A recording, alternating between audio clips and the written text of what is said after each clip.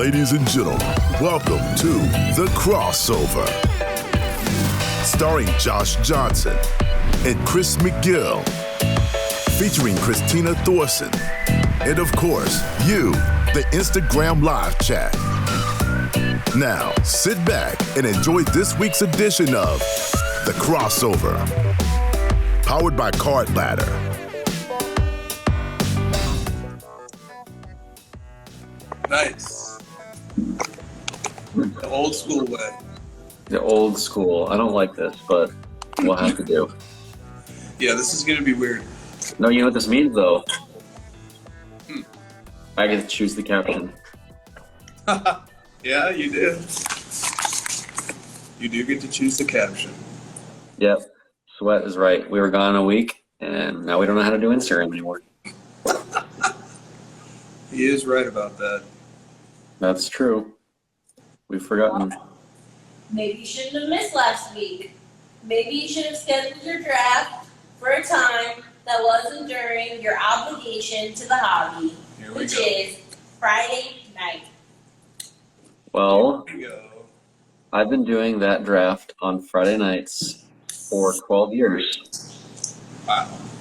So, What's your record in that league overall? Like, what's your average finish? Have you ever won? I think we're in year 12. I don't think I got that number wrong. And I've won 3 championships.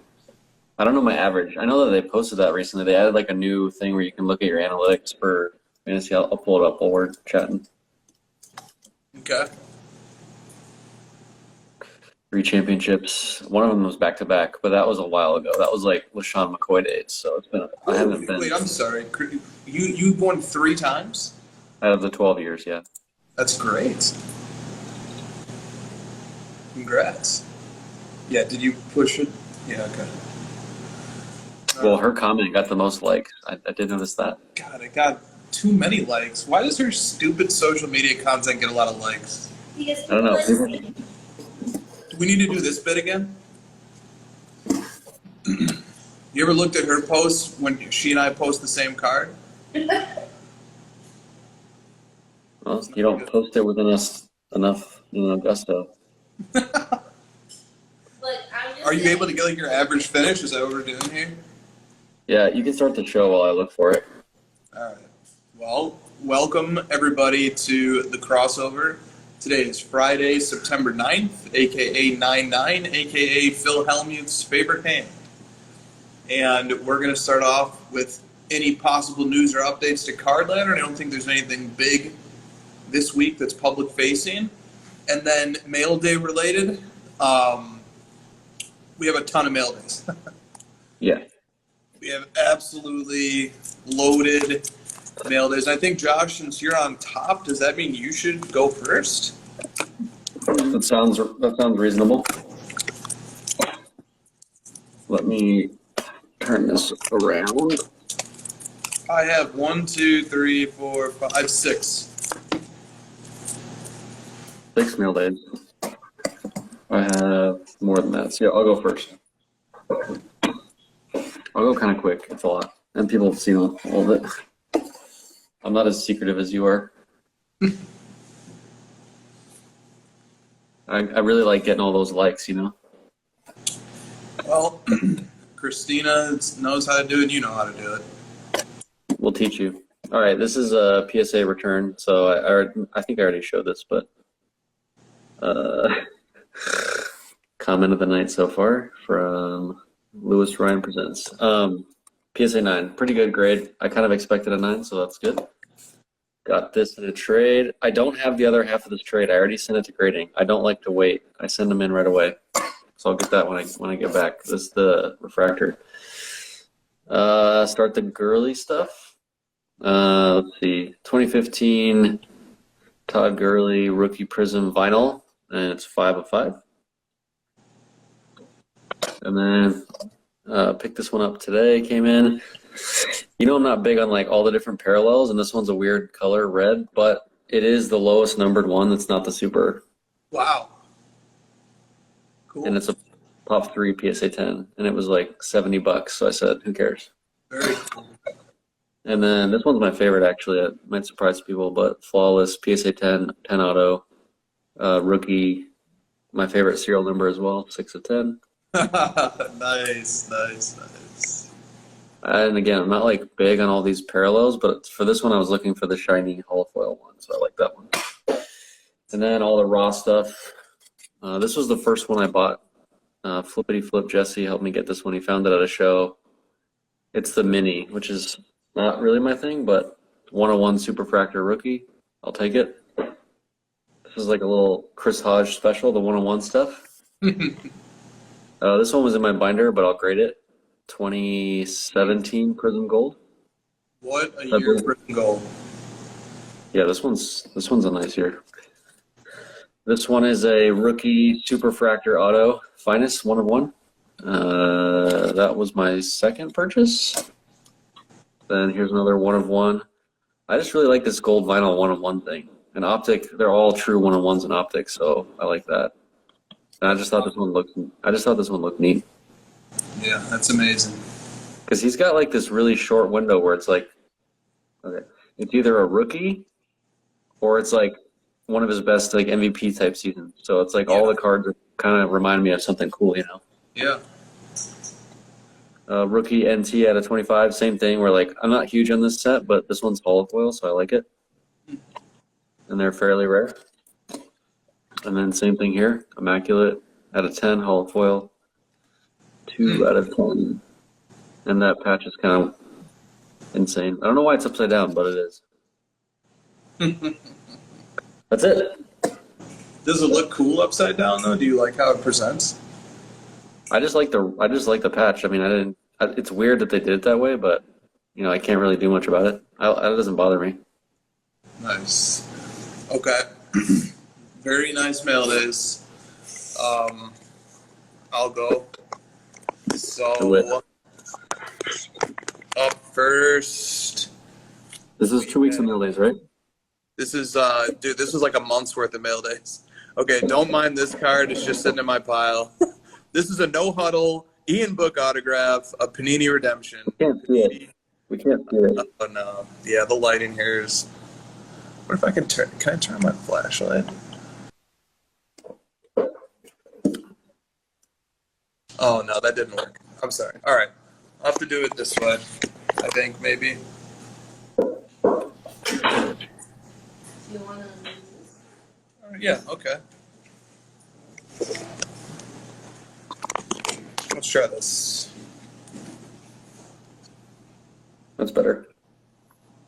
Ian Book, no huddle. Let's go. Next up, courtesy of Paper Gems in the chat. I think this is the first flawless card I've ever acquired. It's a McCaffrey. It's number 9 of 10. And look at us. Sweet patch. A couple of weirdos buying flawless cards. Thank you, Paper Gems. All right. Another McCaffrey. Prism Dominance from this year's Prism. And Prism Black 1 of 1. eBay authenticated. So that took a while. That took a long while. Nikola Jokic, 2021 Optic Gold. 2020 Optic Gold. Serial number 6 of 10. Nice. Beautiful. Nikola Jokic, 2018 Optic Gold. HX 95. Serial number 6 of 10. Oh, let's go. Mo Bamba, Luck of the Lottery Prism Gold BGS 95 for the set. Serial number Shut up. 6 of 10. Stop it. And Whoa. some may recognize this card from a previous episode of the crossover when, for the second time, Christina smashed bin on a card that we were looking at on eBay. 2013 finest, also eBay authenticated. Le'Veon Bell Superfractor rookie 1 of 1. All right, that one I'm jealous of big time. Yeah, it's a cool card for sure. That's 2015? 13. Oh, so that's a rookie? That is a rookie. Oh my God. Thank you, Josh. He's got a cool auto. That's a sick one. Could be worse. Could be worse. Yes, House of Wax, Christina bought it. All right. So did she flip it to you? So, Stiff Arm Wax is here with us in Dallas as well. Did you want to show any mail days? I already put the box away. Oh, you already put him away. All right, he's traveling with a shoebox filled with some really nutty PC cards that he has. Okay. Well, we got one coming Stiff's way as well. Oh, yeah. Yep. We're shipping that tomorrow. Nice. Oh, right. Yeah, you're winning. It's a beauty. Oh, yeah. That's Thank you again, Stick. Okay. All right. So, first topic of today, we'll cover this briefly. Long Island Sports Card says, is it true that you moved to Texas just so you wouldn't have to drive far to go to the Dallas show? Card Shop Dad says, what's the vibe at the Dallas show? And Corey King Card says, any Dallas show pickups? We did go to the Dallas show. It's only Friday. It's only the first day of the show really being open to the public. We were there in the middle of the afternoon on a work day. There still was pretty good traffic. I'm told it's the largest show if measured by dealer tables that Dallas Card Show has done to date, which is amazing. Moderate traffic, great people, great vibes, but no pickups. But yeah, it's always cool to be at the Dallas Card Show. So that was a lot of fun. Tasty Card Sandwich says, would we wish him a happy 40th birthday? No. Sure. Happy birthday. Happy birthday. Christina had no reason to be that mean. Okay, something happened like once, and I was like, "Oh, can we shout someone out?" And you both were like, "No." Yeah, we're not a big shout out kind of show, are we? No, not really. Yeah. But look, for a guy's 40th, I just hope he's not on the East Coast, and then he didn't get it. He didn't get it in time. Mike Pinkerton 50 says, who did you guys get in your fantasy draft? Oh, did you tell people that's why we missed last Friday? Because we were in the same draft? I basically made you do it?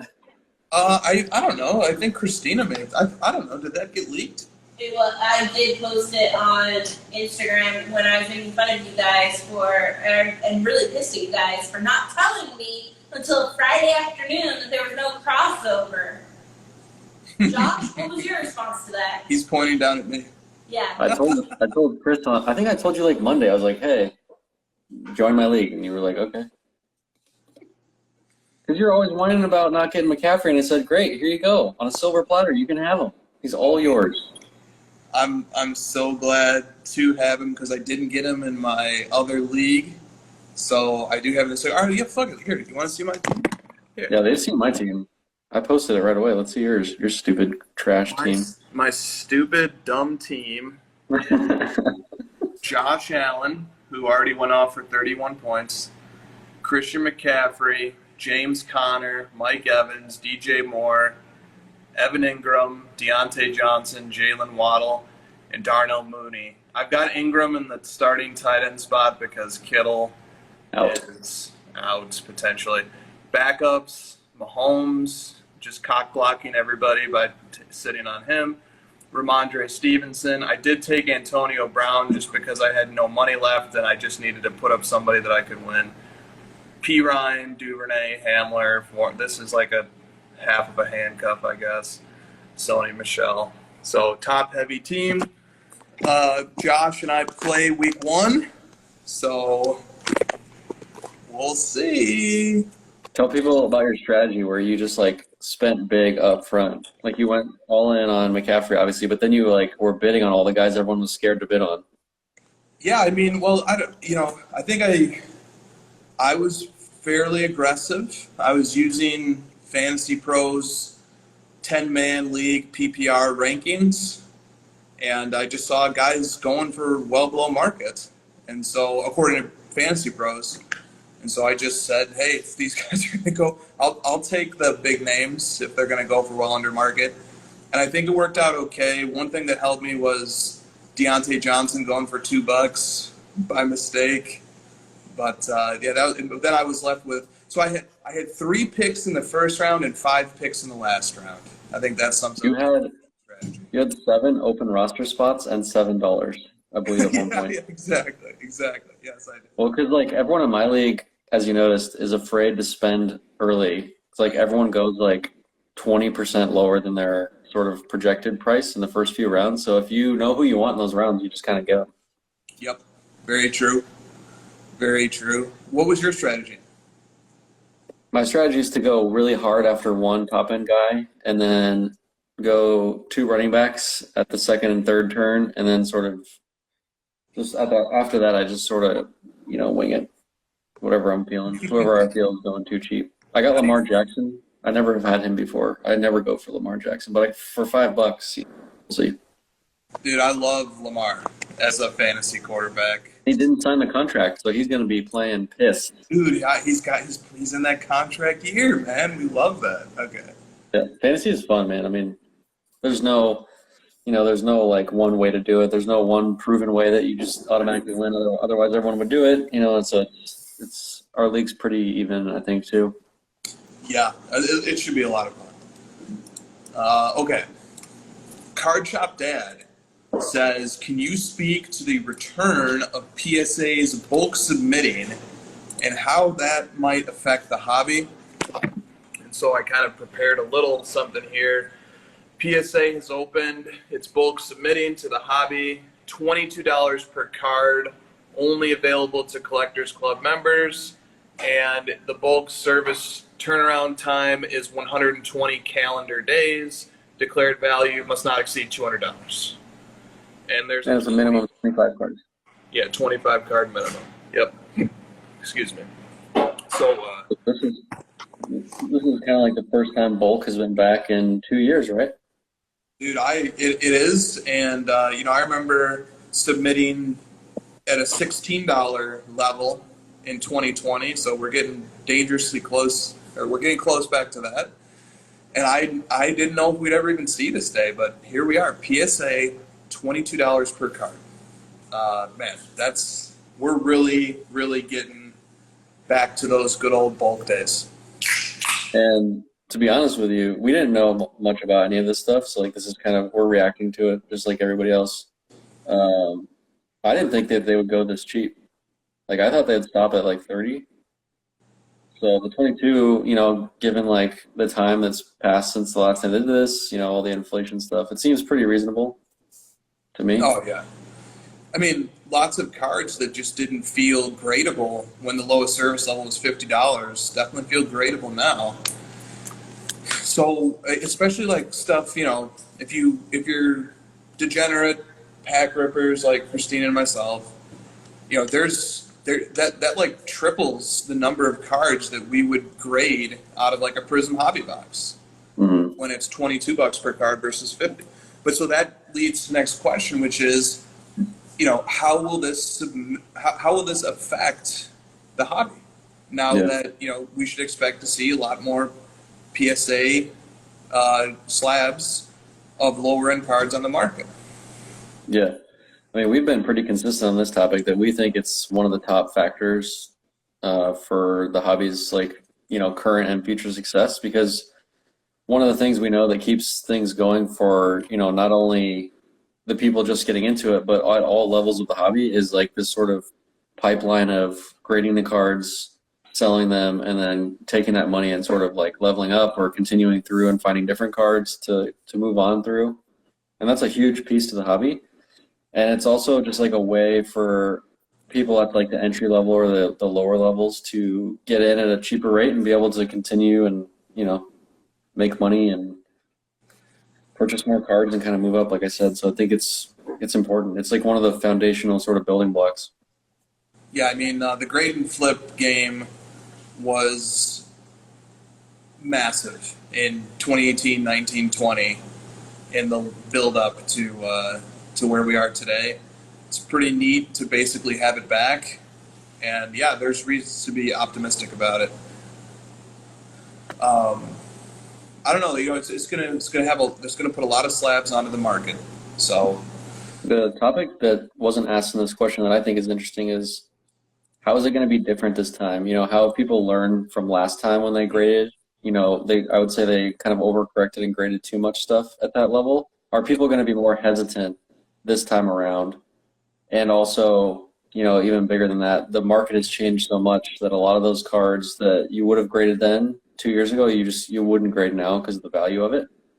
So is it like a forcing function of the change, or is it that people are going to internally think, maybe I shouldn't grade as much as I did last time around? What do you think?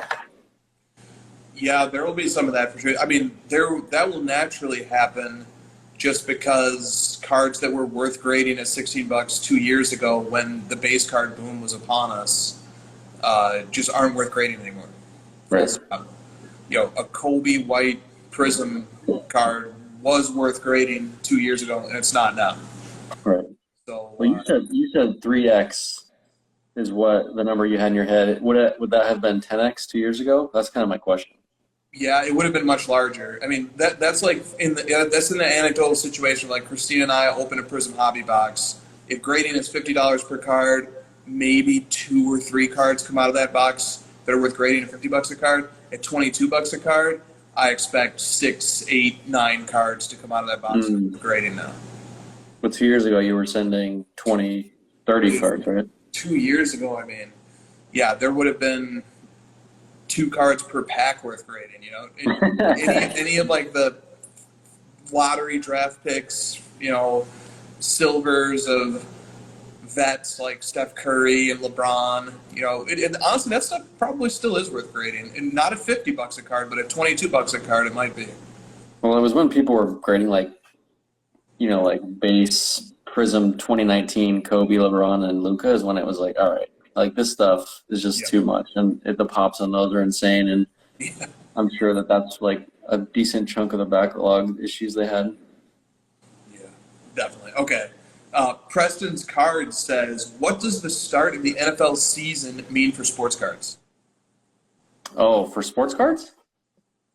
Well, it's like got you and me like really obsessed about football cards right now. Like we're sort of like prisoners of that moment. I can't help myself. Like I love that. I mean, last night you watched the game, I'm sure. Like the energy around football returning is just so incredible. It's the best. Yeah, love it. Love it.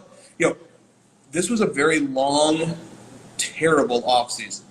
Yes. One of the longest we've had in this hobby in years because of, pandemic delayed seasons and schedules moving around meant we were spoiled with super short off seasons for the NBA, and it just never really felt like we had these multi-month lags. But football is back, NBA is back next month, and it feels amazing. And it feels nice to have this to focus on and think about.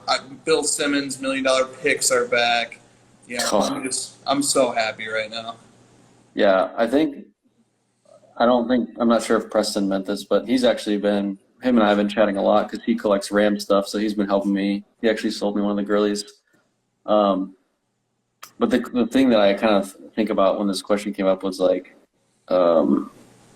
more excited about like the collecting aspect of like finding players that you like to watch, or maybe it's a receiver, maybe it's a defensive player, maybe it's a quarterback, and less about what I've been hearing lately is like, oh, the season coming back finally means like prices are going to go back up. I don't necessarily think that's the case. We've been talking about that briefly, but like I don't think we're able to quite predict if anything like that's going to happen. It's more about like the excitement of being able to buy, sell, and trade cards and collect stuff of people that are actively playing and watching. It's more exciting that way. Yeah, and isn't it actually factually accurate, Josh, that we're seeing aggregate spending in online marketplaces go up? Yes. Even as the price per items is stabilized or correcting in many instances. In other words, isn't it actually possible that we can be getting more money being put into the hobby, ostensibly meaning more people are coming in, even as prices on individual cards are stabilizing or coming down? That's correct. And it's a fact. Because we've been tracking that statistic for about 10 months now, and this past month was the biggest total sales volume we've ever tracked. That's August was the highest we've ever tracked. Yeah, it was about $250 million spent in the hobby. And that's like not anecdotal. That is data. I'm pretty sure we're the only ones that track something like that. So it was a huge month. I mean, to me, like, again, I feel like I'm beating this horse, but like the prices are going down on a macro level, right? But the thing that I'm noticing and that you and I keep noticing is there's just still so many freaking people that are interested in being in the space, whether or not they're losing money in the short term, because then you look around, it's like, well, everyone's losing money. So I might as well be in the space that's the most fun and the one that, kind of got me interested in this whole thing in the first place. So why leave now? Like, I might as well stick with it. People are getting excited about the return of football and NBA. Hopefully it, turns things around for some of the values of stuff that they're holding. But I'm just seeing, like, people are just overall excited. And we're seeing that in the data now, with, like you said, with people spending a ton of money on the cards. Yeah, and, look, I'm going to find the silver lining in declining prices here and say if you match declining and stabilizing prices with increasing in aggregate spending, that's such a strong endorsement of this hobby on a collector level, on a fun level, on the level of people just enjoy being in this hobby and participating and playing in it, even when cards aren't doubling in value every 3 months. Right. So I think that's a great endorsement of the non-monetary reasons the non-monetary evidence that people just love sports and they love sports cards. All right. Awkward High Five says, do you smell what Josh Allen is cooking? And Charlie Kling 13 says, could we do a Josh Allen to Cam Newton comparison? So let's talk a little bit of Josh Allen. Cam Newton.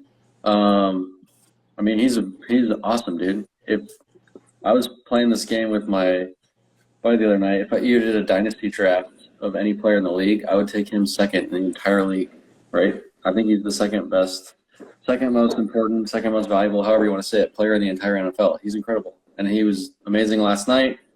He finished the season incredibly last year. I know they lost that game, but he was freaking unreal, right? I mean, we've been looking for, someone as exciting as Mahomes, and he's young. I know there's like him and Herbert too, but man, he's good. I don't know, the Cam Newton thing, I'm not seeing that. He's much more accurate. I think he's like 26 of 31 last night passing. He's been far more accurate than Cam Newton. Super impressive. Dude, he was just steamrolling. Is that a fair? Did you see that 3rd and 7 run where he just stiff armed the hell out of that guy into oblivion for the first down? Yeah, he shouldn't be able to do that. Because, he's like an incredible passer, but I think the Cam Newton comparison is like he's also really good at running the football. Yeah, a quarterback should not be doing that. Oh my, yeah. So I'm not sure, man, if it's a function of the Rams on a Super Bowl hangover, if the Rams are feeling the loss of some players, if the Rams just aren't as good as they seem. But the Rams are the Super Bowl defending Super Bowl champions, and the Bills absolutely spanked them. And the game really shouldn't have even been that close. It was 10-10 at half, but the Bills completely outperformed them in the first half as well. Bills had 4 turnovers, and they won by 21 on the road. Yeah, they spanked them. That was really impressive. The Bills' defense was just as good as their offense, I thought. Like, it seems like Von Miller was their missing piece just watching the game. Like, he had 2 sacks. The whole defensive line was they had 7 sacks. I mean, the Rams' offensive line was terrible. So it's probably a little bit of both. The Rams didn't play very good, but the Bills are really good. Yeah, and it's just week 1, but if you're a Bills fan, you got to be feeling really good right now. Dude, I've been on this Bills thing for a while. Give me a little bit of credit on that one. Christina wrote it down on our old whiteboard. Josh picks the Bills to win the Super Bowl February of this year. I think you made that pick. I picked them to win last year because they were 11-6 last year, right? Sounds about right. All of their 11 wins were like blowouts, and all of their 6 losses were like single digits, super close games. So like they They could have easily gone, whatever. I just think they're really good. They did lose to the Jags last year. They did do that. So, okay. Enough Bills hype. But, all right. Oh, I love how much it bothers you. Well, let's point out for a second. Stick and Hoj last night were like, the Rams are going to win. I was on the Rams. And I said, then I'll take the other team. Oh, Christina gets credit as well. Oh, so that's why you're upset you lost last night, I see. Yeah, I mean, look, I had to put some respect on the defending champs, And I don't want to hear any more about Allen Robinson either. Well, was that Allen Robinson? Was that Allen Robinson, or was that like the new offense not getting him the ball? Well, Cooper Kupp was able to go off for about 32 fantasy points. So That's why I asked you though. Is it because he's new in the offense? Listen to what I'm saying. Yeah, that's got to be a factor. But I bet the over on Cooper Kupp yards last night. That worked out well. you were sweating it out, man. You were fucking sweating it out. But he got there. He went comfortably over, I think, in the end. Do you like the sweat of gambling, or do you hate it? I hate it. I only do it because every year these stinking apps give me free money. Right. And you won, and you increased your money. I didn't. They give you you bet $5, and they give you 150 free to bet. So I'm like, sure, I'll take your dumb free money. What do you think about people who literally love gambling just for that sweat? Oh, I think it's great. Why not? Live a little. I mean, it's kind of fun. I'll admit, I just don't like spending money in gambling. I don't like the concept of it. If it wasn't for that, it's pretty fun. All right. 626 Sports Card says, let's talk about PWCC's premier auction. And side note, Golden has its elite auction ending tomorrow night, so there should be some fireworks over there. And then Birds on the Bat says, can we talk about the approximate 70 National Treasures RPAs of young quarterbacks at auction right now? Yes, that's what I was gonna say. It's insane. Just search Trey Lance and Zach Wilson and Trevor Lawrence. It's fucking insane. There's 20 of all of them. Well, what do we want to say about this? Is that it? Parallels of modern football are there. There's Stars and Stripes, 20 parallels. There's so many. There's a lot. There's at least as many parallels in total as there are 99s. So at least 200, I think, for most of the recent years of NT. It seems like this is the flood of those cards. And I mean, PWCC's Premier, I think, has 402 cards in it, which is more than double the number of cards that PWCC Premier started with. So, that's a lot of cards. Lots of cards. Yeah. I guess we'll all be watching Golden tomorrow night. And Dude, Golden's loaded tomorrow. I mean, we've been fairly critical of this recently, but this is what it is. Auction houses, they're making money hand over fist. They're going to keep selling cards. Yeah. Yes, they are. All right. Okay, got 3 questions on this topic. Flippity Flip Cards says Todd Jerome Gurley II. Card Shop Dad says, how important is it to find a new chase to light the collecting fire? Is Josh bored? Or is he trying to prove a point with the Gurley PC? And Jonathan Taylor Card says, let's discuss Josh's new Todd Gurley PC and the unprecedented rate of Grail additions. I'm just trying to get on your level, Le'Veon Bell and Christian McCaffrey. That's all you want to say about the Gurley? I'm definitely not trying to prove a point. It's just fun. I can't remember the last time I was able to buy cards at this, level that were under, 4 or 5 figures or whatever. So it's kind of nice to be able to buy the best of a player and have it be super cheap, because I could buy 6 or 7 really cool cards, have continuous mail days, keep the chase going, and then I look at my, bank account and it's wow, it's I bought a third of a LeBron, my worst LeBron card or whatever. Now, what do you think about people sort of being fascinated by it, or not really understanding it, or saying, hey, well, what's the real motive here? What do you think about that? Yeah. I don't know. I'm surprised. I guess my thought is like, why aren't more people doing this? I'm not sure. Like you're talking about like people thinking I'm doing it for some ulterior motive, like I'm trying to make money or something like that. I'm not sure if that's the ulterior motive. It was like Card Shop Dad said. He said, are you just trying to rekindle a hobby fire, Yeah. like stepping outside of the box? There's just sort of like the intimation that there's something weird or odd here. Yeah, I mean, it's just fun. Like, it's just something different. I'm not sure. I mean, I like Todd Gurley, so it's not like I'm just randomly throwing darts at a wall. Like, I'm picking players that I like. I like to chase. You and I both do it similarly, where we like to chase picking like a single player and then like trying to just get the best collection you can of that player. And it's just like way more reasonably possible with these guys than it is with the LeBrons and stuff.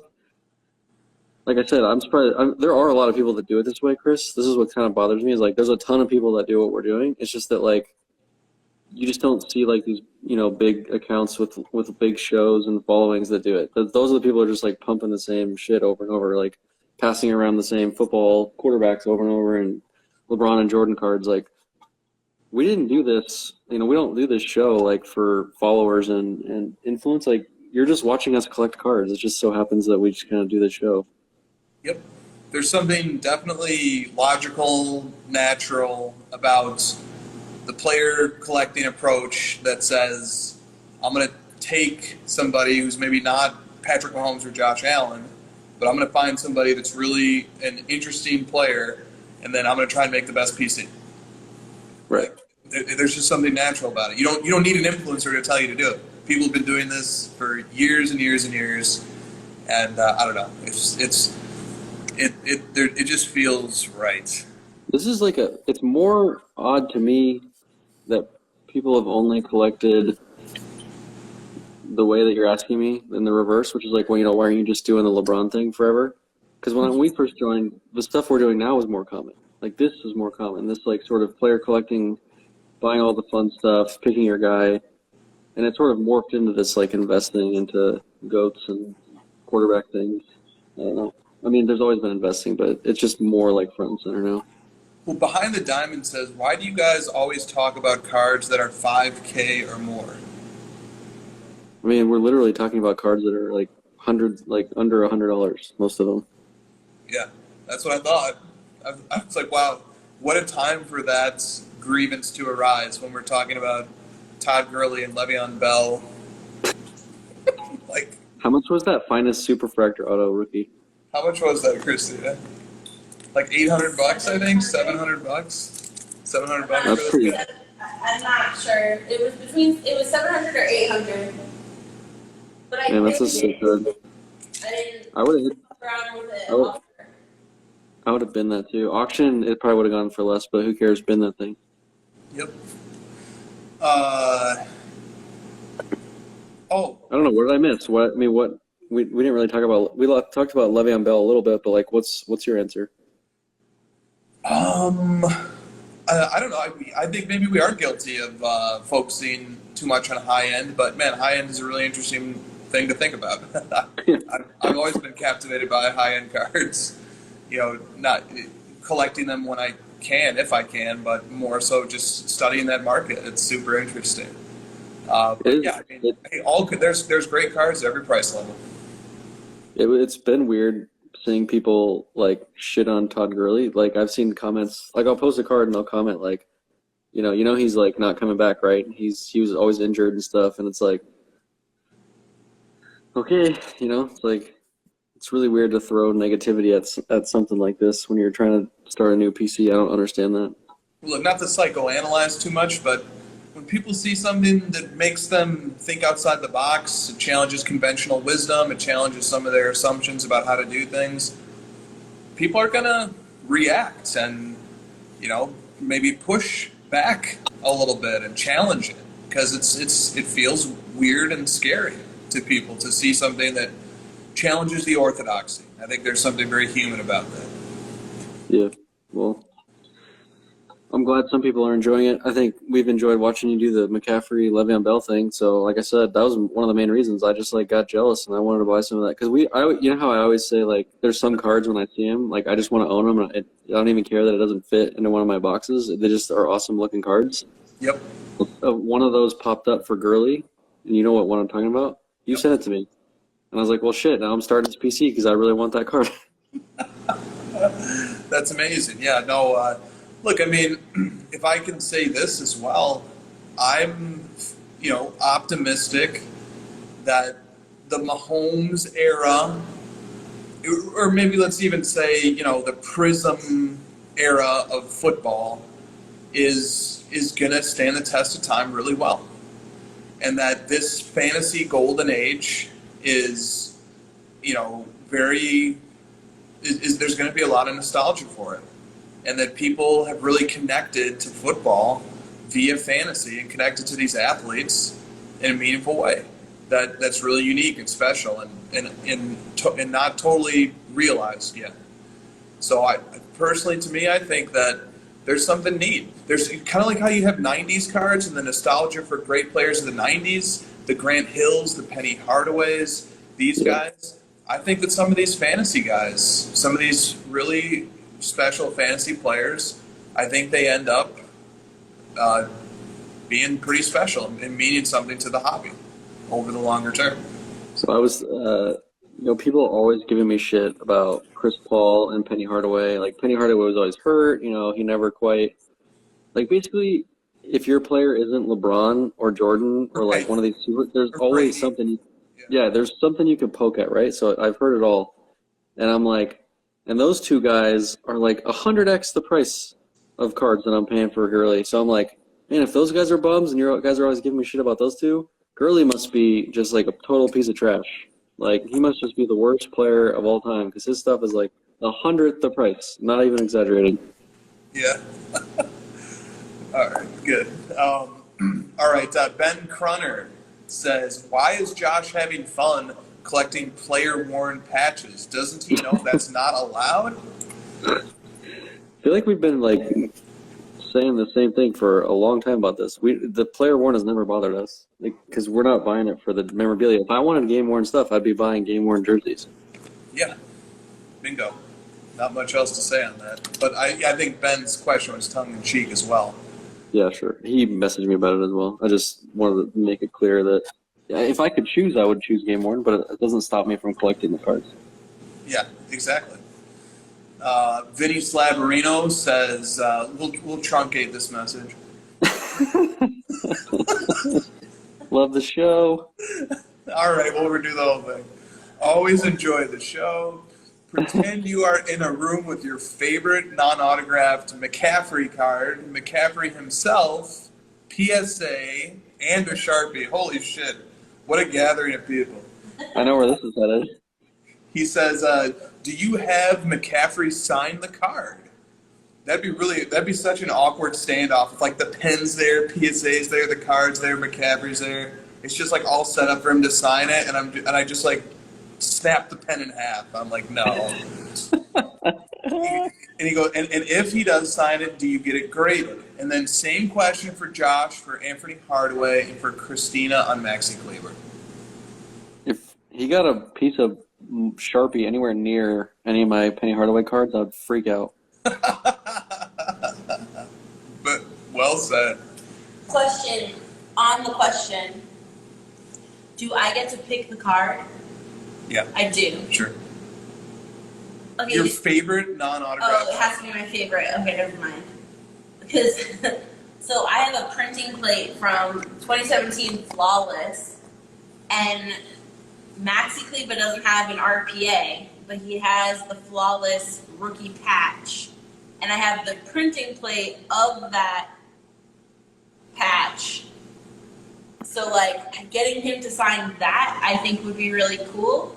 And then I would authenticate it because, obviously, he doesn't have an RPA. So, how would anyone know that it was actually signed by him? Hey, Nick Phillips says, who's talking?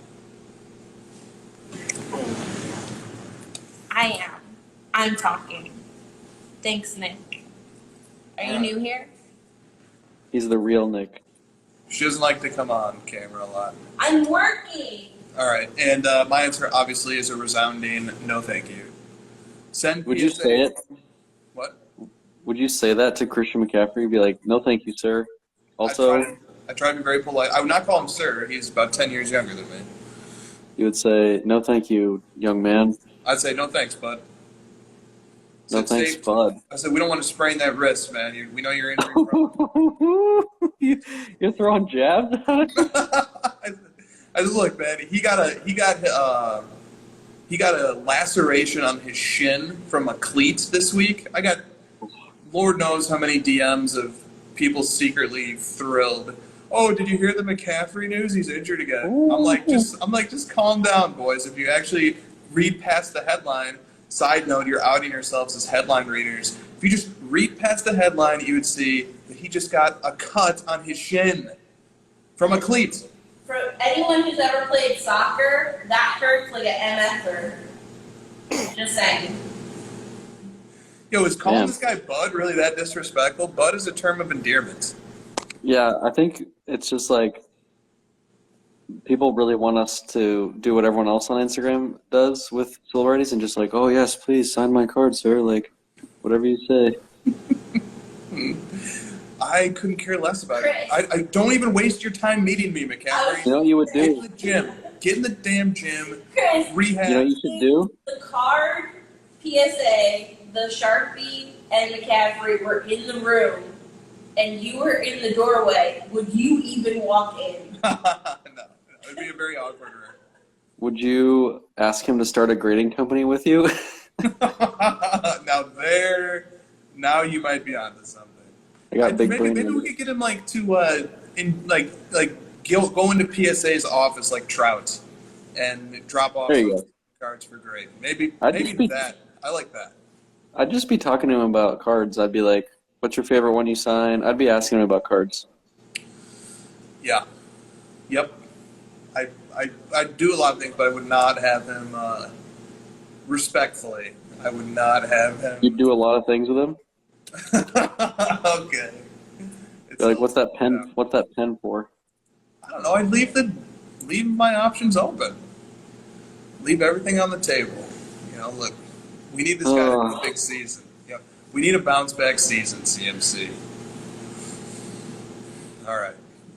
Stacking Gems says, if you had a money tree and money was not a factor, we always get 3 or 4 of these, maybe like 1 or 2 Yeah. this week. Yeah. What one football card would you buy and cherish forever? One card. P.S. All right, we already- Love the show. Thank you, Stacking. I have to guess yours and you have to guess mine because this is a much easier question if I guess yours. Oh, interesting. Well, fuck. I think we're actually taking this question in 2 different ways. Oh, we are? Yeah. Well, I know what mine is, but I don't think it's what you think it is. How is it not the 2017 finite McCaffrey? I mean, yeah, but dude, if I have a money tree and money isn't a factor, well, I guess if I have a money tree and money isn't a factor, I don't care what the value of the cards is because. Bingo. What are you gonna do? Buy some like Tom Brady shield like that? You wouldn't get any enjoyment out of that. I was gonna. God, people are gonna throw tomatoes for this answer but I don't care. Mahomes Prism Black. That's what it would be. That's the card I would go for. At the new price or the old price? at the old price. The old price. Okay. By the way, I was looking at price history. He got that card for like $78,000 after Mahomes won his Super Bowl. Yep. You can't honestly say you'd rather have that card over the McCaffrey finite. If money is no you can't object. say you want that card over the PMG green. No, football. Football card. Oh. Football card. Important But card. like, money's not an option, so that means you're rich. What do you like? So why does having more expensive card help you? I like McCaffrey more, but dude, that Mahomes card is one of the most prestigious football cards ever made, and the McCaffrey just isn't. No, I'll take the Brady Contenders, thanks. The Brady Contenders champ ticket. All right. Ugh. It's football, guys. Did I not read that part of the question? It's one football card. All right, so mine is Basketball to this very different. the Penny Hardaway. I don't know what mine is. I have no idea. I don't know. There's a lot of choices. Because, like, How about a Justin Herbert NT Shield? oh, puke. Barf. No, thank you. Dude, I love Justin Herbert. that's I hard. love Herbert. Yeah, but there's like 500 of those things. I feel like I've seen a Herbert Shield auto sell every month. Yep. You're not wrong about that. Well, what is it, Josh? I mean, pick your favorite fits. Yeah, I was thinking like a. Oh, I know what it is. This card exists and it's real. There's a Fitz Contenders 1/1 Emerald. Sick. So his like Contenders rookie auto is like his main, rookie, but it's a sticker auto. But there is a 1/1 version of it. I've actually seen a picture of it. So it does. So it has been pulled or whatever. I've seen pictures of it. Yeah, it's like green. It's like the same, but it's like green in color. So it's like an emerald 1/1.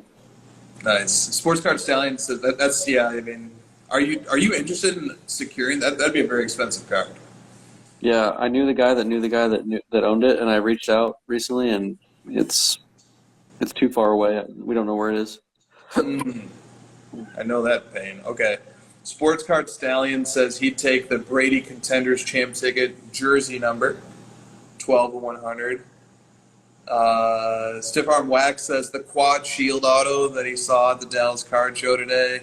It's an exquisite 4 Shield 1/1. Steve Young, Dan Marino, Peyton Manning, and Brett Favre. Whoa. Yeah. I saw a Fitzgerald version of that card the other day. Who else is on it with him? Anquan Bolden on the front, which is cool, but the back is Chad Johnson and TJ Hushmanzada, so, yeah. Ocho Cinco's kind of neat, right? I don't know. Yeah, but like Bengals receivers, no thanks. Whoa. Bengals got some good receivers. Now they do. Yeah. All right. Birds on the Bat says, let's discuss football he's got a spicy take. Let's discuss football in the hobby. What's up with the lack of real collectors?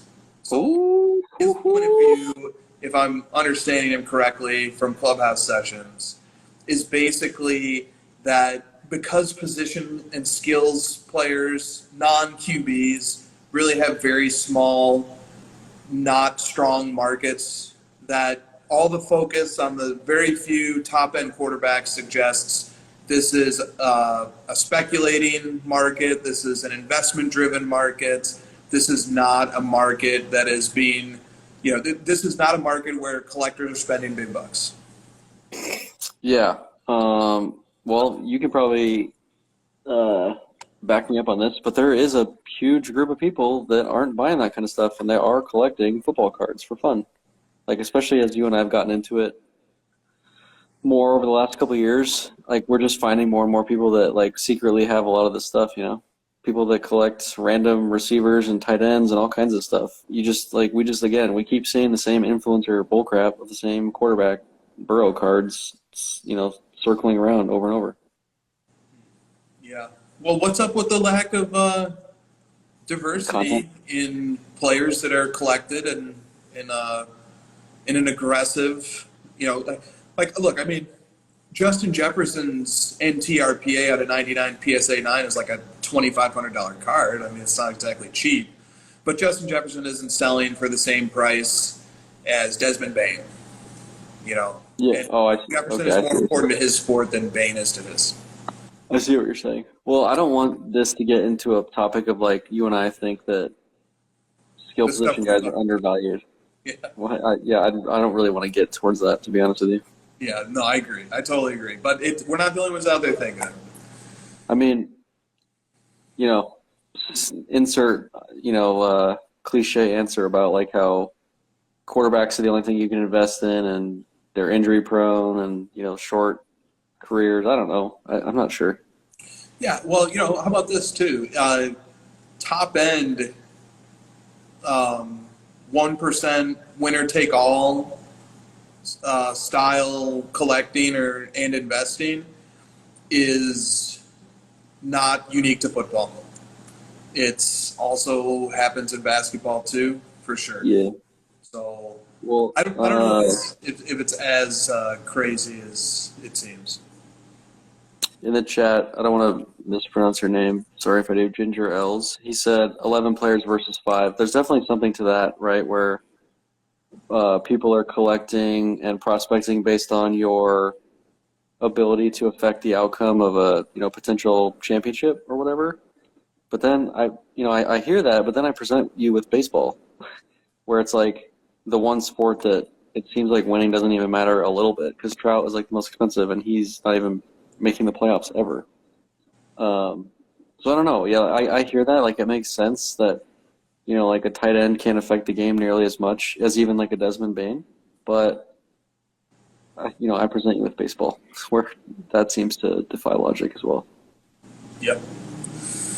I think that's a little harsh too. I think you and I have discovered lots of real collectors in the football space, but there also is a gambling mentality that sort of attaches itself to professional football. And it can't help but bleed over into football cards in a way that's more pronounced because gambling culture is bigger surrounding NFL than the NBA and the MLB, I'd argue. And there's just more of a mindset of like, hey, let me take my profit if the football player whose cards I'm holding do well. Let me the gamble paid off, let me take my profit and try again. Yeah, one of the things I love about cards is that other people's opinions like don't really matter that much because I can like visually see with my eyeballs which cards that I think look cool and which cards to me have significance and value, and I can choose how much to spend. I hear all this stuff, but again, I'm thinking like, what do I want to buy for myself? What interests me? What makes sense price wise for how much money I have? And this is just the choices we make. In other places like stocks and stuff, you're just totally beholden to all the rules in place currently. You have no creativity. Like buy stock, sell stock. There's no there's no creativity. In this, there is. So if you think these football cards are undervalued or cheap or whatever, and they're not getting respect, then if you like it, go buy it. I'm not sure. Yeah, I agree. And I think like in markets that have a financial component to them and in our hobby as well, there's like an aversion to the status quo. We never want things to stay the same. Something always has to be undervalued. Something else is always overvalued. It never makes sense. We always need it to change and evolve and more closely align with what we think the logical outcome is. But, maybe there's opportunity to stop, smell the roses, and say, maybe it could be really neat and fun to collect stuff that's not grabbing the headlines, that's not, spammed all over social media. Like maybe there's upside to that. Maybe we don't need to fix that. Maybe there's nothing to correct there. Maybe it's just fine the way it is. Yeah, we can't be manipulated right now. And we're sort of in this like sweet spot where you can't really do anything to mess with our flow. Whereas, if we headed down this path you're talking about where people want to start making all this content about football players being undervalued, well, now people are on our doorstep and we got to figure out how to navigate all that crap. Yeah. And one last question about football. I mean, obviously football is top of mind. From Kobe 81 23 1996 13. Wow. Yeah, aka Mohammed. Shout out Mohammed. He says, "Is fantasy football affecting card prices?" I don't think so, man. I've been saying that for a few years and I haven't really noticed it. You mean in what capacity? Like if somebody has a good performance in fantasy football, it's not translating into Not at all. Not even a little bit. Like cards have never really been that sort of day to day. Like Bowl is the only one that we can point to where it's like good game, prices go up. Like this doesn't happen as much as people might want it to or think it might. Yeah, and you can think of a few examples like Terrence Mann. It definitely happened to Terrence Mann in the bubble. Yeah. Christian Wood, did that happen to? I don't know. When he a couple of years after his rookie, I thought it was. But I want to say that I think that in certain respects it does impact pricing of cards because people learn more about different players and they get invested in them by having them on their fantasy team that they might not have done so when they just are Arizona Cardinals fans because they live in Arizona, or Chicago Bears fans because they're in Illinois. Yeah. So I think in that regard, it does affect the hobby. Yeah, and I would put it like this. What impacts card values on a player-by-player basis is how is that player's collectability changing? Is the player becoming more collectible or less collectible? I think that's the barometer that you have to try and envision. And no, on a week-to-week basis, 1 or 2 fantasy performances is not moving the needle one way or the other on a player's legacy, but a really impressive fantasy season can change a player's legacy. But the scope is bigger, the time horizon is longer, the movement is slower, but of course, on some level, on-the-field performance, whether it's filtered through fantasy performance or otherwise, it is translating into building up a player's legacy and collectability. It does happen, but it just doesn't happen like Josh, it doesn't happen in a myopic day-to-day fashion. Well, we know Christina's right, because would you be collecting Le'Veon Bell if it wasn't for fantasy football? Would I be collecting Gurley? I think no. Correct. No, that's 100% right. Dude, fantasy is the vessel, man. It's the exposure. Yeah, it's the conduit to relating to really special players. It's a way of measuring something that we didn't have access to when we were kids, like in the 90s, 2000s. We didn't have really the same level of access to this way of appreciating the contributions that these players make. And now we have it. And that's in just a frame of thinking, an analytic tool, a game that synthesizes a player's performance into one number. It can change everything about how we appreciate and respect the contributions of those players. Well, one last thing. Cards, though, Christina nailed it, because it's the exposure and sort of like the nostalgia you get for those players when you have them on fantasy. But then when you go into cards, it's totally different. Like the approach you have with the cards isn't about like let me buy the guy's cards because I think he's gonna have a big week next week. It's more about like now I want to have more of a connection to the player through some of these different like sets and cool looking designs, and like it's just a different sort of. It's not really. They're not really. I've heard of like companies wanting to do this where they're like, have cards that like battle each other in fantasy or stats and stuff. And I'm like, what? Cards aren't necessarily that. They're different. For sure. Okay, let's go. This topic has gotten a lot of engagement, so great question, Mohammed. But let's move on here. We've got a boatload of questions. Ben X Crunner says, and he's asking the chats as well as us. Chat, Josh, Chris, and Christina, do you agree or disagree? A day or two after getting a big mail day, you're already back on eBay looking for the next hit. Oops, I mean the next card. I'm guilty of this myself, but still enjoy the card most of the time. It doesn't even take me 2 days. You want to say a day or two? Yeah. What are you doing for that day or two? Yeah. Look, if I may, let me know if we can see this. Okay, look, this is I'm just going to try and like draw the graph. Like, you find the card, you buy the card is in the mail, the card is at your mailbox, but you haven't got it yet. Then draw a straight line down. You get the card, you open the package, you put the card into your collection, and then like you're higher than you were before, right? Like you're higher than you were before. I like that. You're trying to get back to right here. So you're like, you should take this a step further. You're not even waiting a day or two. You're starting the next search before you even get the mail day because you want to keep that high all the way up at the top. Yeah. You just want to live way up here if you can. So you have overlapping mail days and just always stay right there. Also, you really missed an opportunity to draw a trash can right there. I'll just say that right now. Missed an opportunity to draw a lot of things. Everyone's like, come on, do it, draw a trash can. Clutch Melly Cards says, what's the best story you have of you or another collector that you know making an offer that a buyer couldn't refuse when chasing a PC Grail? I mean, they're all Chris Hodge. They're enough for me. Told these stories many times. I don't feel like retelling them. Oh, I mean, it's just every time you buy a card, basically. Yeah, exactly. You're like, oh, Jokic Black, here's a crazy price. It's mine now. Again, exactly. I don't know.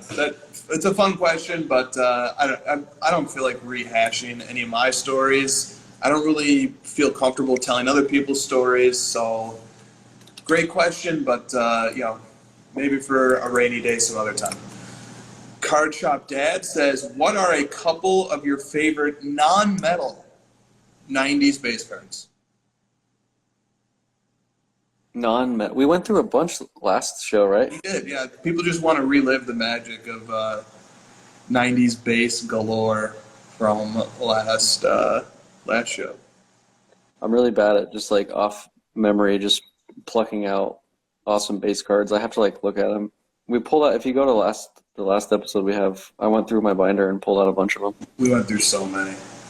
But if I had to throw one out there off the top of my head, I think 1996 Topps is a very special set. For basketball. 93 finest. That's not metal. It's not metal. Oh yeah, dude. Even though 93 finest design, like if you actually try to think about what it is, it makes no sense at all. I love how those cards look. I just did. When I was at the Dallas Card Show today, I also saw like in those old school screw downs, the small ones though, not the big bricks. I saw some 94 finest, like a Jim Jackson with peel base 94 finest, and I just loved it. I just love the way that card looks. So we're not allowed to say chromium or metal cards. Is that the game? Well, if we have to take away chromium as well, so basically paper cards. What are great paper base cards from the 90s? I think that is an oxymoron. I'm just joking. Oh my God, the vintage baseball guys are popping blood vessels. I don't think I own a single card that has just paper on it. Yeah, I'm sure we do, but yeah. 52 Topps. yeah, 52 times. All right, Drake's PC, who we saw at the Dallas show today. Oh, good. Yeah, it was nice to see him. He says, "What do you think is Black Rose's end game with all the cards on eBay?" To torture all of us. Like, it's probably some super rich person that's just torturing everyone. What's the story there? The story? I'm not sure of like the real. I've heard different stories. I've heard that it's a woman that is well off and just like opened a ton of football product, like National Treasures balls, everything. Okay. And they're just like keeping all of the hits and just like putting them on eBay and listing them, and just has no desire or need to like sell them, so they just like let them sit there forever. Dude, they're all like 20x market value. It's insane. She's living Christina's dream. Yeah, but it's only football, and it's like only like NT, flawless, immaculate, like that type of card. It's the same. They're all football. They own the Zeke Elliott NT Shield Auto rookie, and it has like an insane inscription on it. Like Ezekiel Elliott like wrote an inscription on it. It's a nutty card, and they have it listed at like $200,000. It's like it's probably like a 15K card or whatever, 10K, whatever. I have no idea, probably less than that. Wow. Okay. Well, thank you for that. Mike Pinkerton 50 says, "Is vintage king now?" No. No, Charles is. Oh, zing! Why? Why do you say that? Why is vintage not king? Why is it not king? Mhm. Because, you're trying to get me. Now you're trying to get me in trouble with vintage people. Look at you. Yeah, hate him, guys, not me. No, I got a political answer. All cards are equal. There's not one better than the other. This isn't an oligarchy or some sort of like. No, this is like a democracy here. Yeah, I know. That's what I was going to say too. I mean, king to who? Or to whom? King to whom? Because for one person, vintage might be great. For another, they could think of 50 cards they'd rather own than a 52 Mantle SGC 95. If money wasn't an object, Chris, would you rather have the 52 Mantle PSA 10 or your own personal collection that you own today? I mean, if money isn't an object. But, no, I mean, this industry is truly siloed. And, Communism. Cards are communism. Okay. Yeah. So, but, I mean, look, in fairness to the spirit of the question, a vintage card selling for 8 figures at open auction, which is something we didn't really get to talk about last week. Oh, yeah. 52 Mantle SGC 95 going for 12.6 or 12.8 million. That does, a vintage card is sitting atop the card hierarchy. In fact, I think it's pretty much only vintage cards sitting at, among the top 5, top 10 highest selling cards of all time.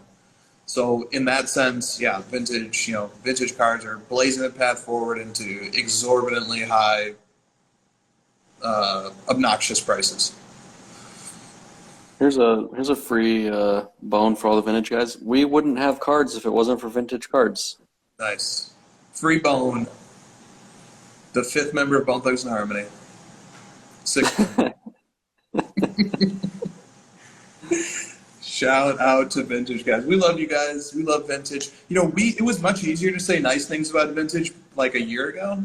And now it's just like, it's just kind of my teeth are just kind of grinding and it's just kind of slipping out through my mouth because it's so obvious now. Vintage is having a moment in the sun. Vintage is dominating the card letter headlines. Vintage is absolutely killing it right now.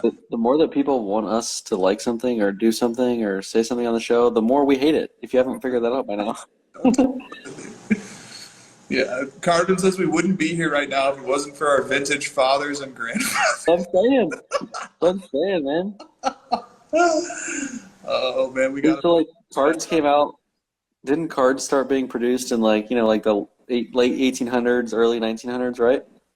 I think it goes back even further, to be honest. So then I consider vintage up to the mid 80s. So still the vast majority of the collecting, time span is vintage cards. Right. There you go. All right. Hedges Cards says, please discuss Sky Blue's 2018 Optic Gold set. That sounds like a you question. You love that set. Yeah, I do. Well, yeah, I mean, I do like it a lot. All right, so Sky Blue Cards on Instagram, Sky Blue Cards has posted the entire Optic Gold run of that rookie class. It's all rookies. So he's got every rookie I think they're all in PSA holders. He's got them all. Here we go. Very impressive. I like the consistency of the photo angle and the slab and everything. And then he made this post. He says 2018-19 Panini Donruss Optic rated rookie gold out of 10 set. Impressive. The caption is enjoy. We need more of these types of accounts, my dude. Pretty cool. Well, one of the first ones he posted was the Mikal Bridges, and all it said in the caption was 200, and I was like, $200, shit, I'll take that. And it was his DM blew up. Yeah, I was like, dude, I'll take that. And then it just, I noticed he was posting more, and I was like, wait a minute, these are card numbers. Yeah, pretty impressive to put that together. And, it can get annoying, I'm just trying to put together 15 from the Luck of the Lottery Prism Gold set from that year, and it's, I'm going on a year, and I've got 9. That dude is probably all over eBay, all day long. You look at that, right, and you're like, oh, wow. Do you know how much work that takes to get to that point? A lot of work that you never would even think about went into that. I spend probably 3 hours a day thinking about Todd Gurley cards, trying to find them, searching, hitting my, different paths to try to find cards, messaging people. And that was probably 5 hours a day for that set for years. It's crazy. Yeah. So that's a good point of what I was saying earlier, where there's a lot of people out there that just stick to collecting what they like, and they just do it sort of in quiet. And every once in a while, we get a person that's willing to just start posting it all on Instagram. Totally. All right. This next topic has what could only be described as a soliloquy from Brett of Stacking Slabs. He's fired up. Oh, good. I like. Dude, A fired up Brett is good. Bro, I've never seen him this spicy. I love Let's it. go. I want to hear this. All right. Well, first, two The people. Colts are not winning the Super Bowl. I'll just tell you right now, they're not winning the Super Bowl this year. He So makes take it the easy. case for why Matt Ryan will be MVP this year. Just like Carson Wentz last year and Bill Rivers and All right, no. Well, two people wrote on this topic. Brett was the far more prolific one. So the first one was Andrew Keese. He just says, can we talk about the supposed print runs of Panini super short print case hits like Kaboom and Downtown? And then Brett takes it up a notch, or 7. oh my god, I can't wait. All right, here we go. You ready for this? Yeah. In the words of Stacking Slabs, I'd like to bring some awareness to case hits like Downtown, Kaboom, and Color Blast that we see invading our feeds and our stories as one of the biggest gimmicks in the hobby. They are not rare. They are not scarce. They are merely fuel for the hobby hype machine and chips to be passed to participants who might not know any better. Let's go. If I see another breaker oversell the significance of a Trey Lance Downtown, I might just pour bleach into my eyeballs. Oh my god. Here Let's are some go. data points from PSA's pop reports. Oh, he's going. We're not stopping. Let's go.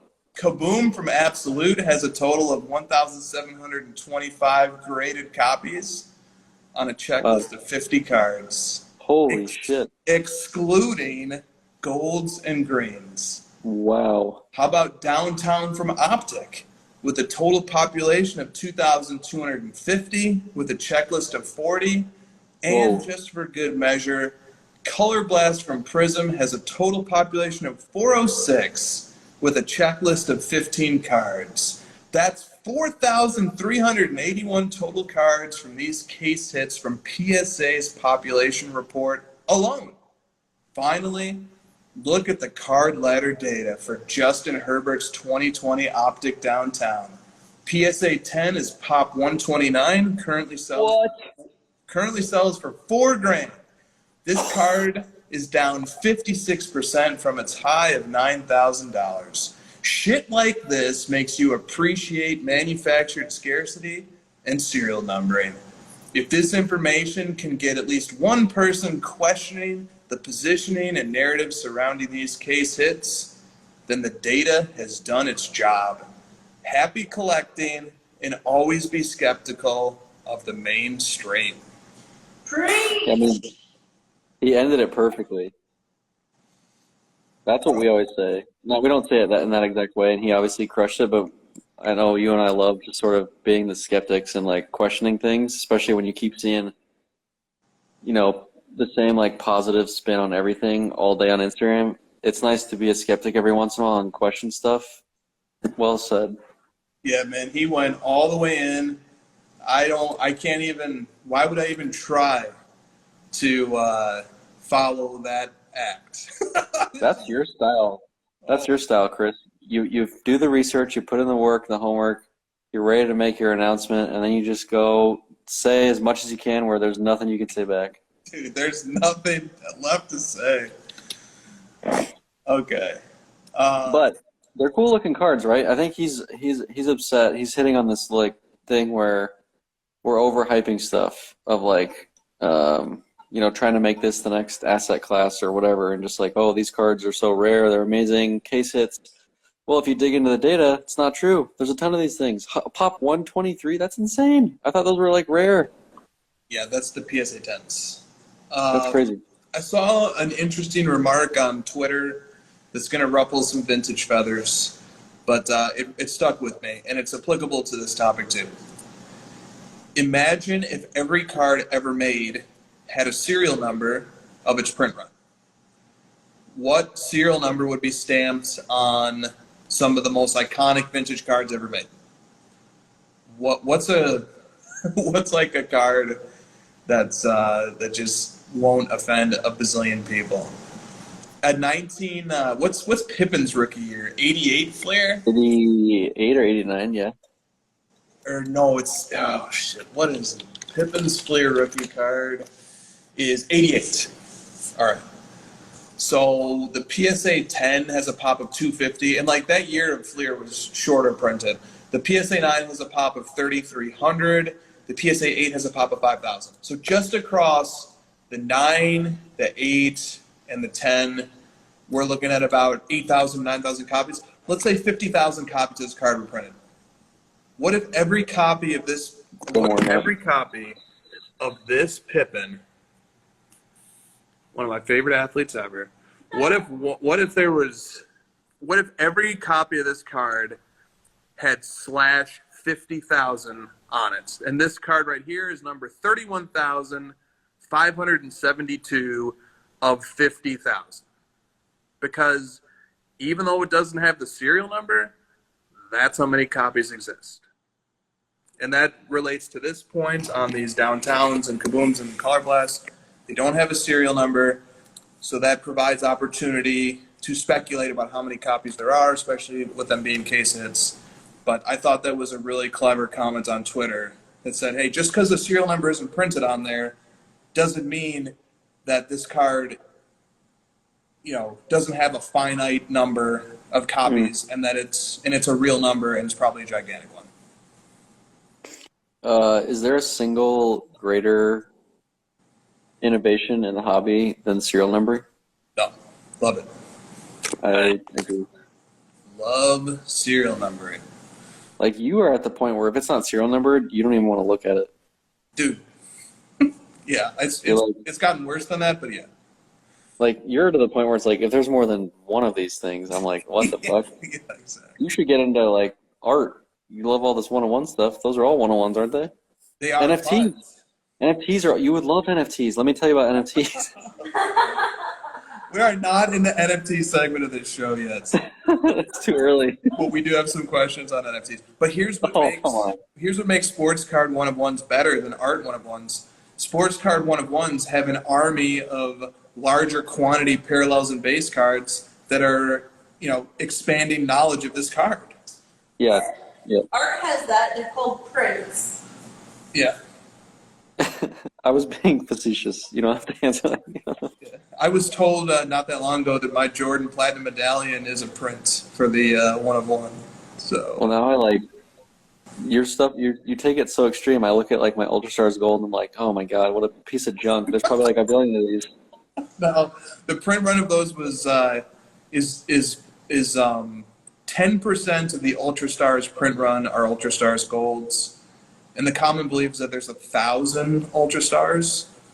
So 100 sounds right. I feel like it's as rare as Playmakers Theater. Yeah. Yep. And Ultra Stars Gold, that's one of the great ironies of 90s inserts. Jambalaya and Ultra Stars Gold are two of the most beautiful cards to come out of that era. Now, if those were serial numbered, I would like them so much more. Forget it. Yeah, okay. That's why you don't have one, because you need the serial number. So you're like, dude, you're like a what's that called? Tin hat. You're like,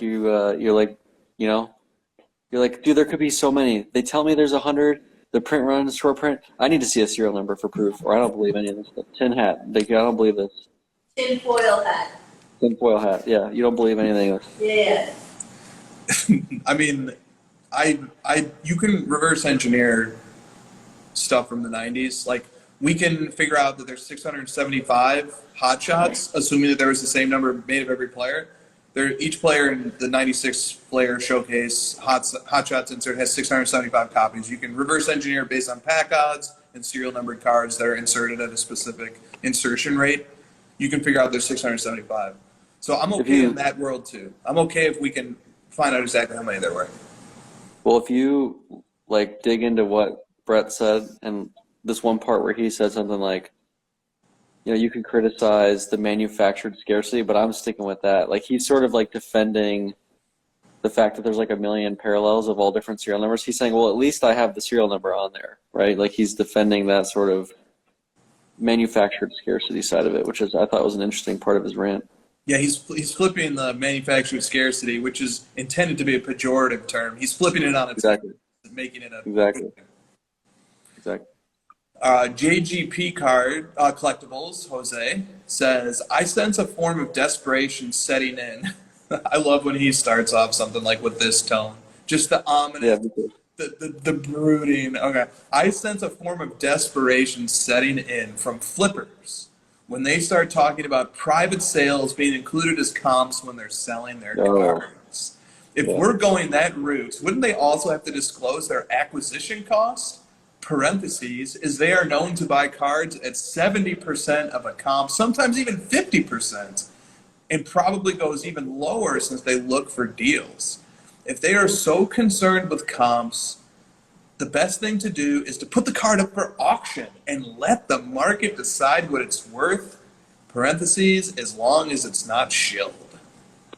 Well, this is the great irony is that flippers and dealers have a lot of the success based off the fact that something doesn't have a comp. That's where they make their margins because they're able to make money on something where there's no comps that people can't look it up and they can actually sell it for more than what they paid.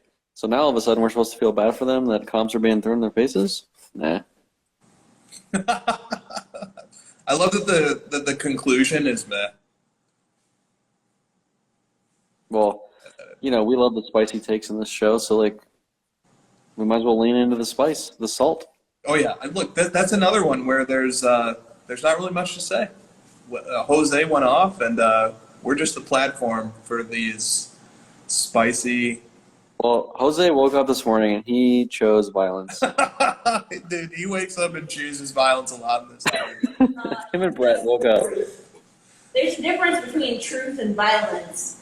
It's a meme. It's a meme. Where did Brett type all that? Into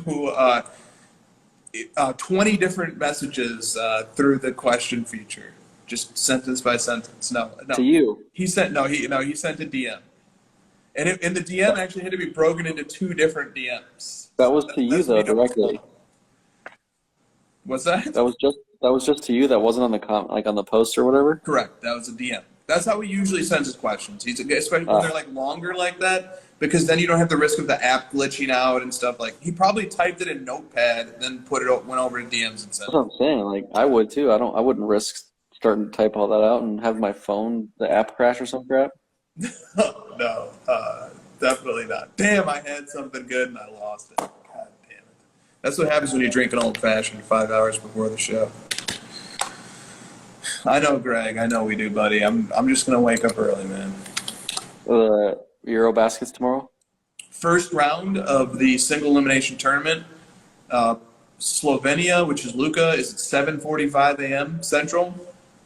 And I will be up for that. And then Jokic in Serbia is at 11 a.m. Is this why random days over the last couple weeks you've been responding to my texts really early? Yeah, yep. I'm like, why is this dude responding to me at 7:45 in the morning? Dude, I can't even complain because during the Olympics last year, when they were hosted in Japan, I think, the games, Tokyo. Yeah, the games were on at 3 a.m. So, Yep, brutal. Yeah, I remember during the national waking up to watch Slovenia lose the game that would have granted them access to the title game on a Nicholas Batum block at the buzzer of what would have been the winning layup by Prepelic. Anyway, all right. Don't like to relive that. One card story says, have you ever come across an essential PC card that was priced insane, ridiculously high? If so, how do you handle it, especially if you suspect that you won't see the card pop up for sale again for a long time? This question for you or me? I'm sorry, what, Josh? Is it a question for you or me? Because if it's you, you just hit the bin. Yeah, I mean, there is a limit. I don't know what the limit is, but there is a limit. There is a limit, all right? Let's not get carried away. I don't know. Yeah, I mean, that's the answer, right? There's a limit. What answer There's a could there limit. possibly be to this question? Like, There's a limit. You answered it. Like, you can't just, there's a limit. You have to say no eventually. yeah. Yeah. Ooh, I like that spicy take. The people deserve a Nick Christina crossover special. I would watch that. He's still fuming over the serial number on vintage cards comment, I guarantee it. He's the one that said he would give you that card for free. I know. No, look, we have a complicated relationship. So, but that's the way it should be. Not everything's just, we can't agree on everything, guys. And gals. But what? Yeah, and then I love that as the final gambit, because if they disagree with that, they're actually proving your point. Oh, dude. JGP Collectibles is right. They should have done it last week. She's over there talking shit about how, this and that. Oh yeah. Get on there and do it yourself. Josh, who would have done sales last week while you guys were fucking drafting? We'll figure it out. We'll figure it out. She was too fast with that. She was way. You guys could have gone for an hour. You could have moved it up. But Christina did help me draft. She did help me draft. So she tries to act like she was totally excluded from that draft, but she wasn't. She was right there. She's the one who made me take Mahomes. No, I'm just joking. But Well, I already told you, but if a spot opens up in my league, I'm throwing you under the bus. who are you throwing under the bus and why? And what does that have to do with the You. spot? She was like, invite me, and you were like, don't do that. And I'm like, Oh. well, I'm throwing you under the bus. Yes. Yes, that is very true. What's wrong? Wait, what? If another spot opens up in Josh's league, I advised him that you do not want to join. Are you serious? Yes. I was like, I didn't say that. You know that's true. Don't you remember you almost quit fantasy last year in the one league that actually doesn't require any management at all? There's only 6 teams in that league.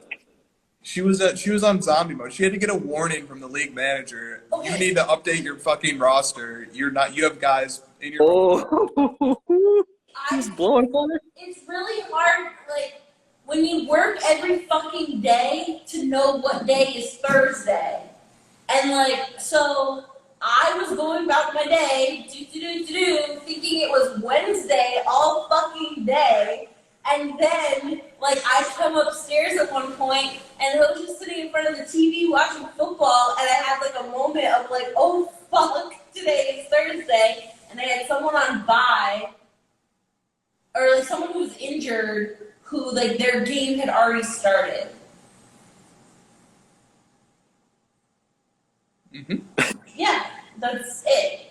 Okay? Chris is like, and There's my nothing wrong with that. All that I'm saying is you don't want to join another fantasy league. You have your hands full with one. he's doing you a favor, is what he's saying. Big favor. Yeah, I'm gonna do both of you guys a favor. Just wait. Oh. Just fucking All right. wait.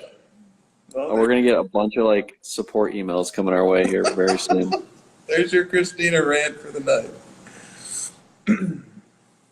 Drake's PC says, if you're buying a PC card from someone you don't know, what tips do you have for negotiation when the player is also considered a good investment or store of value by the hobby? So, do you find the negotiating is easier or is it more difficult? We're trying to get LeBron James versus Todd Gurley or Michael Jordan versus Christian McCaffrey. Now, Drake knows I think very highly of him. Great hobbyist. He asks this question in a different way every week.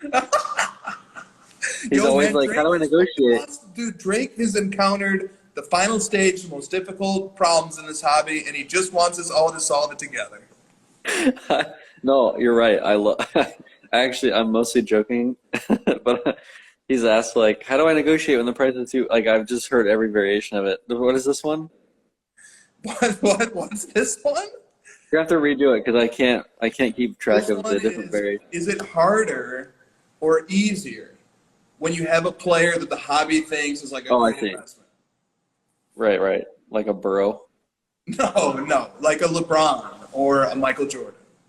It's much harder, dude. Like when I'm buying like these Todd Gurley's lately, people are like asking me to take them. They're like, whatever price I give, they accept right away. And LeBron, it's like always this like elongated back and forth of all these, counters and meeting in the middle, and then they decide last minute they don't want to sell. It's much harder. What was 610's slogan at the National all those years ago? Pay Oh, that's the best. price today or something?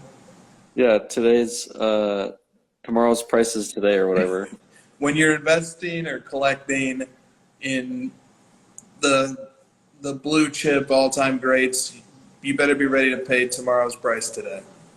Okay, the only thing I want to say there to that is I've been searching for the same fucking card for months that like I can't find because it's not a popular player. Yep, that's Whereas, a totally different problem. If I was collecting a hobby darling, this card would have popped up 20 times out of like when it's serial numbered out of 5. Are you sure it's not all those Maxi Cleaver investors just holding on to that card? She's right though. They're harder to find because like people stash them away and they just figure this isn't worth, negotiating and selling or whatever. Her struggle actually makes me feel so guilty because I have like 5 rows that might have like a Prism Goran Dragic out of 20 or something that somebody might need, but it's like I'm too lazy and it's not worth it. It's so true, man.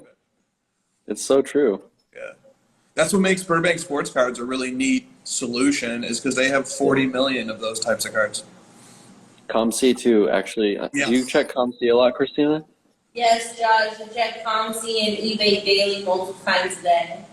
Dude, I love everyone in the hobby. I love all of you so much, and you're all my great friend. But please stop sending me eBay listings of cards that I've searched like a billion times. You don't I don't know search if you for saw this. favorite players? They're like, I don't know if you saw this, but this card's on eBay. I'm like, I did see that. Thank you. I have the opposite. Please keep sending me the Maxi Cleveland listings and cards that everyone hits on their and then posts on their Instagram. He's not talking about Instagram. He's talking about eBay. No, people send me eBay listings, and that's how I get the jump on other people at times. And then they also send me stories or posts, and that's also how I get the jump. Hey, Ginger L says it sounds like you check ComC more than your fantasy lineup. It's Oh, true, Ginger. dude. Now I actually feel bad because Joshua's cards has been sending me one. There was like one he sent me that I hadn't seen, so he caught me on the ass. Oh, no. Oh, Joshua's cards. You can send me eBay listings, man. This guy. It was like 50% a joke, 50% not a joke. Keep sending them to me. I'll filter it out. It's worth it. It is worth it because sometimes there is something that slipped through the cracks. There's been on eBay for 8 years, Well, it ends up just turning into like a fun way to meet new people and have conversations. I just thought about as well as a side note. If anybody tried to send me a question to the crossover using voice to text, you would get fucking insta-blocked so fast. What if Brett sent you that? I dare you. Dude, What if Brett sent you that with a voice message? that's what made me think about it. That's what made me think about it. Was I was like, damn, what if Brett sent that voice to text? No. Dude, it would have been like 50 of those bad boys. And you just look at it and you're like, nope, Dude, I no would chance. pop a blood vessel in my eye if I opened up a text message from Brett and it was 8 fucking voice to text recordings. See, look, I was mean to everyone about sending me stuff. You took it to another level. Thanks for making me feel better. Dude, I am dead. I took it to multiple levels. You're just like, if you do it, I'll kill you. Bro, Rodman, fucking, I saw him at the show. He did it to me recently. He goes, what are you doing tonight? I'm like, bro, we have the crossover on Friday nights and you know this. So Yeah, you know how you know? Because he was like fucking so mad about it last week. Remember? Yeah. So look, so we're texting. What are you doing tonight? I write back, doing the crossover.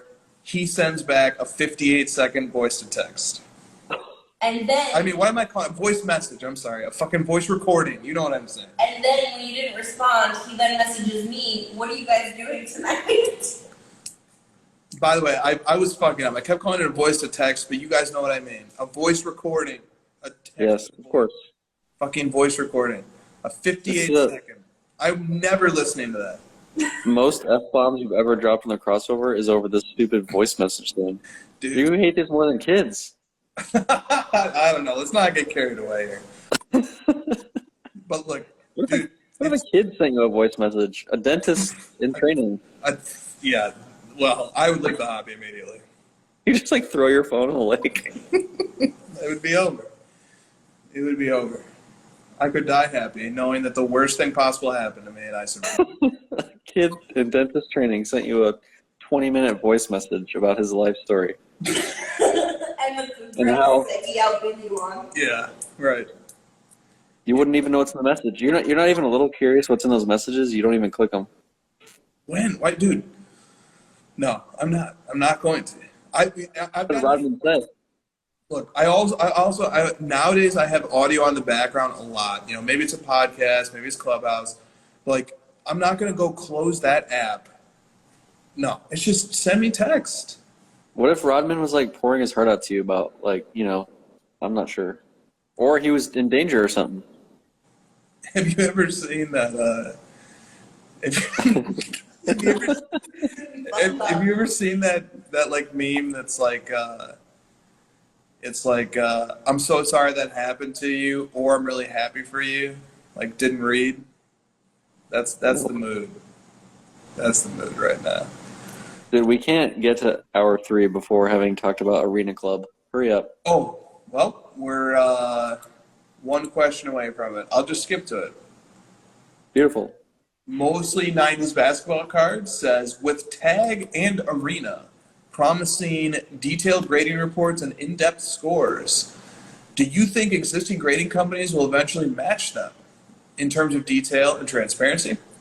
Ryan Bitter says, what do you think of Arena Club? Mostly 90s basketball cards says, how pumped are you to have 2 new grading companies? Bruin Killer says, first tag, now Arena Club. Has the hobby jumped the shark with grading companies? Next card up says, with tag and now Arena, do you think we'll get another grading company this week? In Cardboard Veritas says, it's cool to have Derek Jeter invest in the hobby, but do we need more vaults and grading companies? This isn't even close to like the most grading companies we added in a short period of time. Remember, like, was it about a year and a half ago when it was like every week we were answering this question? Yeah. Yep. That's about right. I mean, it's the same answers we always give. The grading companies, the new ones, it's just like a wait and see game with all of them because, like one of the biggest components of a grading company is their existing pop report and the confidence in, like the resale market of those cards. And if there's no card in population, there's nothing to go off of. There's no trust. Like they just are chasing time itself. So you have to just wait and see, and it's going to be a long wait. Well, a wise man that we ran into at the show today said the hard part about grading usually is not assigning a grade to the card. The hard part is usually not, oh, this is a 9 or this is an 8 or this is a 10. The hard part about grading is knowing and identifying what the card is that you're grading in the first place. And authenticating. If you can't authenticate, the whole thing is worthless. Like the rest of it doesn't even matter. Well, I mean, clearly people want to hear us talk about like this whole, grading, vaulting thing that keeps coming up, like this whole phenomenon. Mm-hmm. And I think that's the part that's starting to frustrate people in the hobby is like how many times are we going to see sort of the same product come up that frankly like not many of us are asking for, especially given that like that need has been filled by several companies. Like, do we actually need more of these companies that do this kind of same thing? That's the question I have. Yeah, totally fair. Look, there's two main perspectives here, to totally different perspectives. We've rightfully, as a show that's about the big picture of the hobby, we've been talking about how does this impact the hobby. There's another perspective which is just like, human beings invested time, money, and effort into doing this thing, and like they built companies and they're trying it out and they're giving it their best shot, and like those people deserve to be congratulated and like to have people root for their success and hope for the best. And that is how I feel about people who start companies in this hobby. Yep. Because no matter what, no matter how great of an idea the company is or not, to take that leap of faith as an entrepreneur and to pour your heart and soul into something, is really a special and commendable thing. But that doesn't change how the advent of these companies impacts the hobby and what the net effect of it is on collectors. And sometimes we have to be cutthroat about a topic like that because the stakes are really high. And, there's going to be some really fierce competition to be like the fifth best grading company. And I'm just not sure if that's an efficient allocation of resources. Maybe it will prove to be. Like one of these questions from mostly 90s was hinting at that, hey, these companies are innovating and it's going to challenge the grading space as a whole. And that's great. That's good. But, I'm nervous about, like, look, I've felt and argued for a long time that if you want to get involved in this hobby and you're well capitalized, that the way to do it is by buying and collecting the very best sports cards that most deeply resonate with what you love about sports and sports fandom and collectibles. That's always been the path that I felt is by far the superior way to not only contribute to the hobby, because it's a net plus to the hobby when people are infusing it with money via buying cards, but it's also more than likely going to have the best returns for you. Historically, that's definitely been the case when you compare the growth of hobby companies to the growth of sports cards over the same periods. So I've always felt like if we're going to see these millions and tens and hundreds of millions of dollar infusions, I wish that that money was buying cards rather than scaffolding the infrastructure of hobby startups. That's just my personal opinion, because I think that has the best macro effect on sustainability and growth of the hobby. Go ahead, Christina. I was just gonna say, like, everyone's talking about this tech, and to me, like, I'll believe it when I see it. Like, I'm of the mind of Josh, where it's like, you build your reputation and stick around for a while, and then, like, I'll give you the time of day. But until then, like, don't fucking come at me with this bullshit. Just don't. Yeah, the other issue that I'm sure the three of us have and a lot of people have is around what you're saying, Christina, where it's like something pops up overnight, but there's several influencers attaching themselves to it when it has no sort of like longevity or credibility behind it. Like we obviously stuck up for Card Ladder because we built it. We believed in it.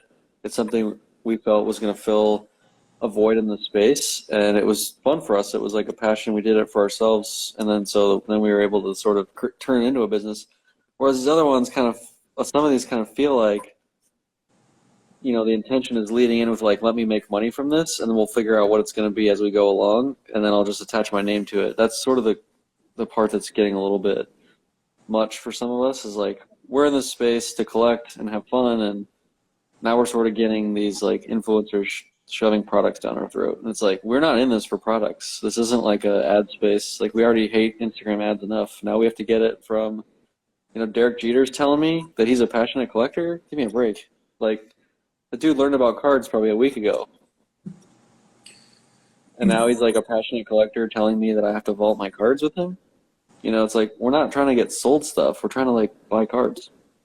Well, and that's the thing. The only thing I'm trying to get sold are the cards that I'm chasing myself. You don't have to sell me on cards, guys. I know what cards I want to buy, and I'm chasing them. I don't want your like auxiliary products, and like I want my cards in my hands, not in yours, because like at the end of the day, I don't fucking trust you. Like I trust myself. I trust my insurance company, who tells me what I have to do with my big cards and how I need to keep them, and that's good enough for me. And we also have evidence of some of these grading companies. If you look back at the tier before this one, you know, if you look at like HGA, you look at ISA, Rare Edition, like those ones have made their marks in some areas. Like they've found little corners to capture market, but none of those have actually moved into the top 3. And so now we're supposed to believe that this next tier, these, you know, Tag and Arena, are we like they might find their niche, they might find a corner. It's possible, but again, like Chris said, we're kind of fighting over like the 5th and 6th, which is fine. You know, maybe if that's what those companies want to do, it's great. But if we're talking about like, you know, taking over the hobby and being a number 2 grading company or whatever, that's just not realistic. It's not possible. I like mostly 90s take. I hope these innovations, you know, cause competition to make PSA do reports, because I've been asking for that for a long time. Like especially when I'm spending $10,000 or whatever to grade a card. In some cases, I should be getting a detailed report of everything that happened during that grading process of that card. I should know exactly why it got the grade that it did if I'm spending that much money. So if we can get more automation out of that, more tech innovations on that kind of stuff, and you know, maybe some of these companies are looking for acquisitions too. Like we may be selling them short. And maybe they're looking for acquisition on some of the like tech innovation side, which is also a pretty decent play for them. Great points. I just want to point out with Arena, like this is nothing against Arena Club, but the person who is one of the founders also founded other companies that uses celebrities as the face that is quote unquote trusted in that space as like a powerhouse, and therefore sells that product to that space, such as Honest Company and Jessica Alba, and Shoe Dazzle with Kim Kardashian, and now you have Arena Club with Derek Jeter. And it's like, that's fine. Like, I get why you have it set up like that. But at the same time, like, it just feels icky. Basically, is the bottom line that you're a little bit uncomfortable, like that a celebrity endorsement is being used to pitch a hobby product? Yes, and that the fact that like the celebrity is like the athlete that like everyone associates with 90s baseball. Like everyone knows who Jeter is, and like instead of like I don't know. It doesn't feel authentic, and like David said in the chat, like it would be nice if Jeter answered one question where it sounded like he's actually collected a card before. It just screams like marketing ploy, and I'm not about that. Yeah, remember a couple weeks ago when I said something like, it feels like the rest of the internet is starting to bleed into our space, where like this whole influencer celebrity culture has been seen as like the way to market, and that's like how you traditionally go about marketing in spaces like, you know, beauty products and fitness and all this stuff, and like get rich quick stuff. And now it's like bleeding into our space where people in traditional marketing roles believe that's still the way to do it, even in this space, and it's not. Like, this is not what we resonate with. And to just see like celebrities telling me I need to do something is just very, very strange. And it's happening more and more. Totally fair. Fair and reasonable criticisms. I also think we've reached a point, you know, now it's my turn to pile on. I think we've reached a point where associating with certain personalities in the hobby is a net negative. Like, once upon a time, hey, every hobby influencer was cute, nobody could do any wrong, everybody had the purest of intentions. But now I think that hobby influencers are actually harming these products by association. Some of them are. And I think, we've seen backlashes in recent past that have spoke to that. And Yeah. it's an evolution of what marketing and influencing means in sports cards online. Yeah. Can I Agreed. can I try to get at the heart of it a little, like what I think maybe is sort of a little bit of the heart of this? I think it usually falls on the distinction of, do we think that any new innovation or any new news or any new sort of exposure to the hobby is good or not good? Because there's a side of it. It's like Derek Jeter's in the space. We got a new company that's innovating. We've got entrepreneurs coming with great ideas. This is a net positive, right? This is great. Where traditionally you and I have sort of taken this stance that, like, a lot of times when this perceived like good new addition to the hobby comes in, or some new all-time sales price or whatever, it may not always be a net positive. And the reason is that it comes in and it sort of manipulates the mindset of someone new to the hobby and tries to almost like trick them into doing something that they're not aware of. And they don't know the full landscape, they don't have the experience or whatever, and then they sort of get burned on something because they didn't have the full set of information of all the different things that go on in the hobby. And then they leave, right? Because they get burned and they get frustrated and they leave. Whereas, my take is that we should be like giving people the full, genuine fact of everything. We should be like teaching them all the different things that exist and not necessarily pitching on them on something because it's, financially beneficial to us. Because in the long run, we need to keep people in the space if we want to be successful long term. And the way to do that is to make sure they're properly educated on the full gamut of options and not just, hey, here's my new company, Derek Jeter's on it, you should be doing this and nothing else. That's not genuine. It's not going to make those people successful long term. All right. Anything else on this topic? I think we got all of it. It's kind of repetitive, but we sort of hit on the influencer side that I wanted to. Yeah, and it takes time to build companies. I don't think we've seen the last of well-capitalized startups launching. I think that a lot of these companies were formed after the summer of 2020, after that first boom happened in cards, and I think we're not done. I think there's going to be more that have been forming over the last year and a half to 2 years. Well, I would say to those companies, listen to the consumer. Like, start figuring out what people want instead of what you think. Yeah. You as the individual investor, capitalist coming into the space, what you think the traditional flow of a hobby should be and trying to force it on people, figure out what tools and what resources people that are currently in the space, ask them what they need.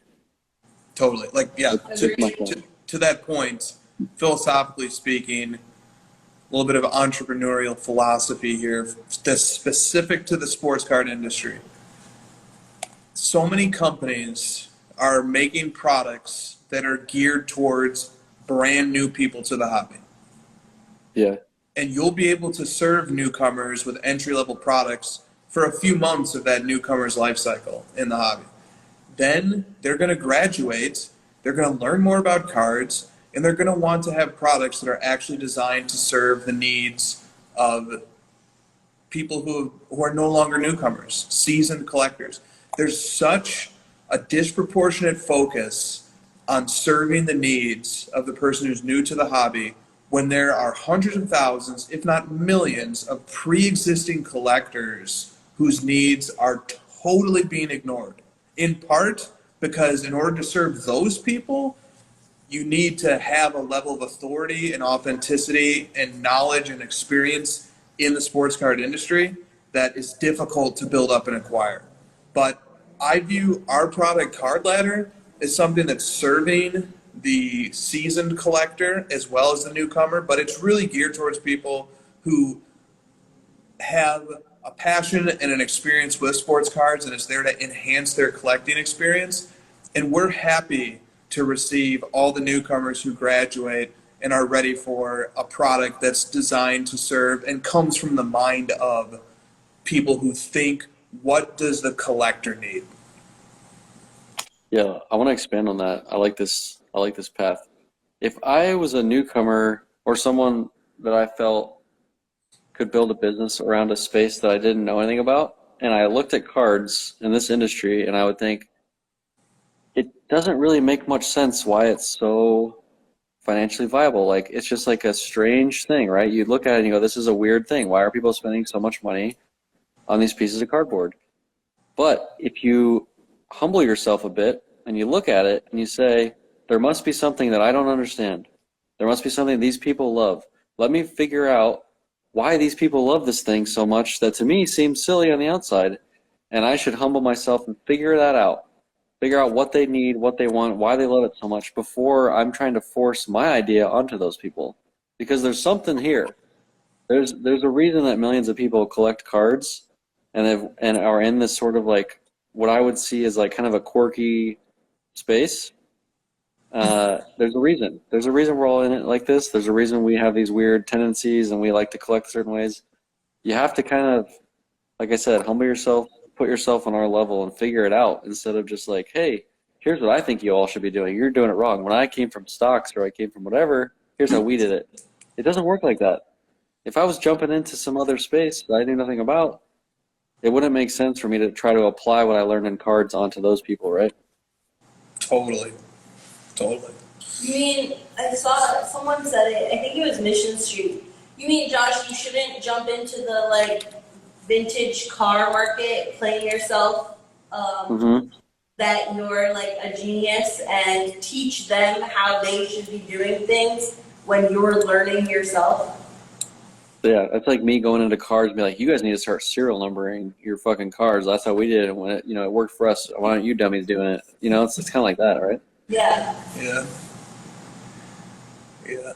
I agree, and I just want to end before we move on with all of these companies. Every company should be listening to collectors, like listening to hobbyists and like actually listening to them and talking to them instead of talking at them.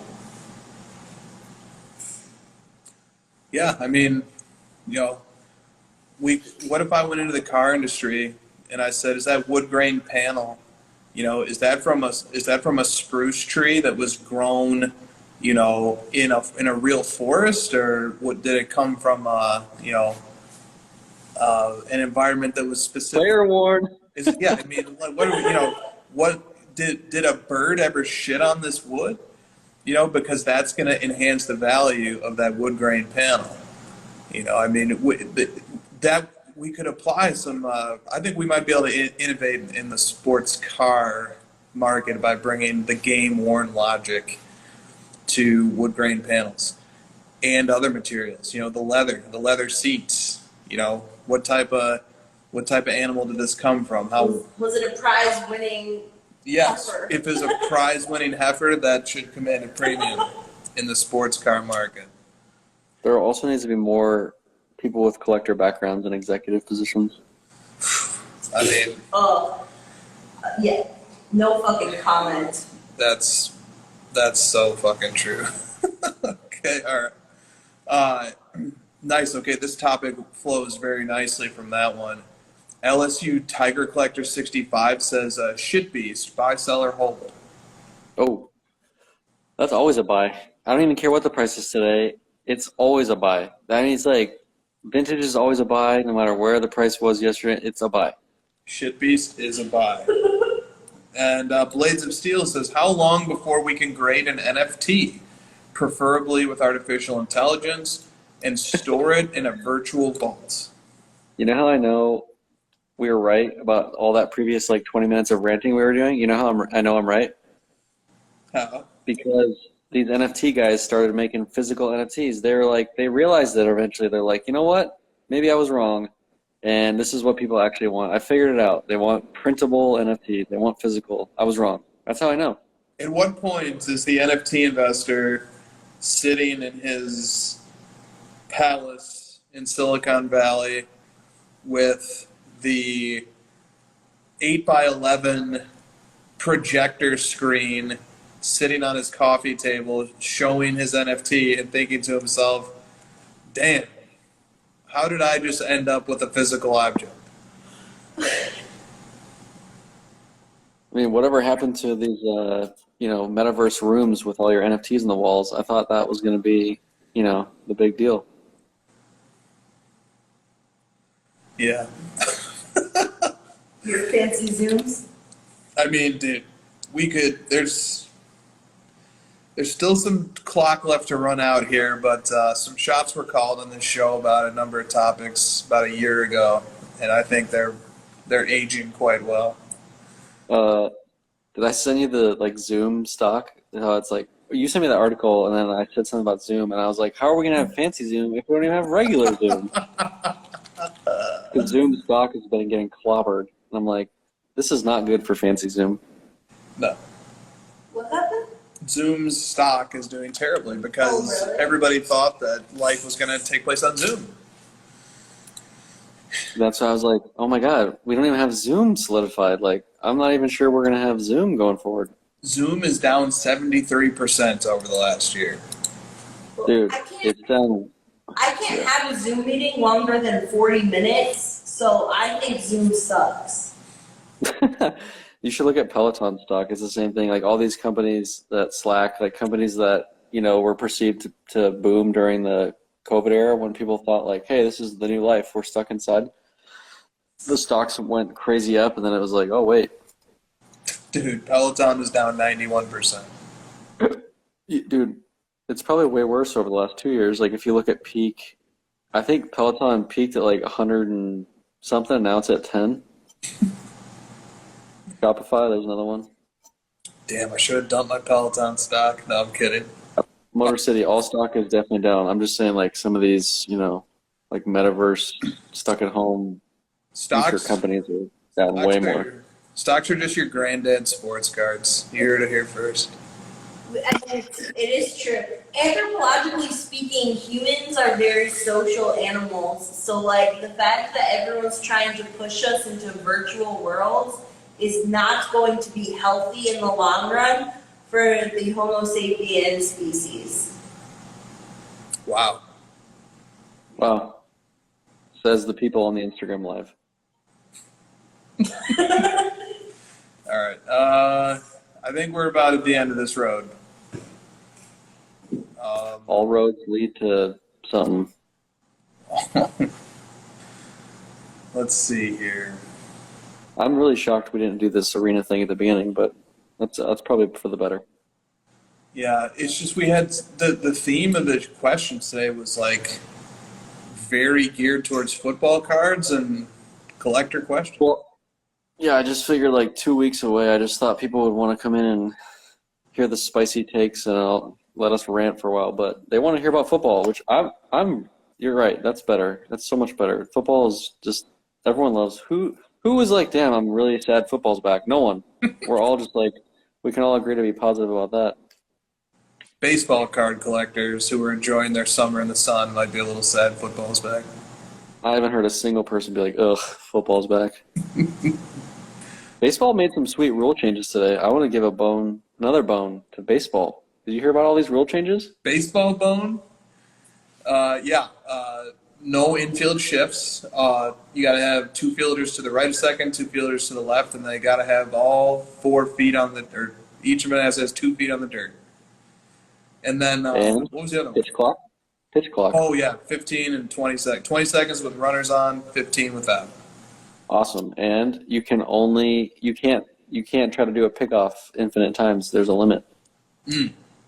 And bigger bases. Well, interesting. Okay. They're trying to increase runs, which is great. Like speed up the game and increase the fucking action and the runs. Yeah. Yep. I like. If I have to sit here and watch a pitcher throw the ball the first 20 times and try to pick it, it's like, come on, man, throw the fucking ball. Fair. So you're gonna Is this what it takes to get you back on the baseball? Oh, of course not. I'm still definitely not watching. I just like to see that they're trying, progressing somehow.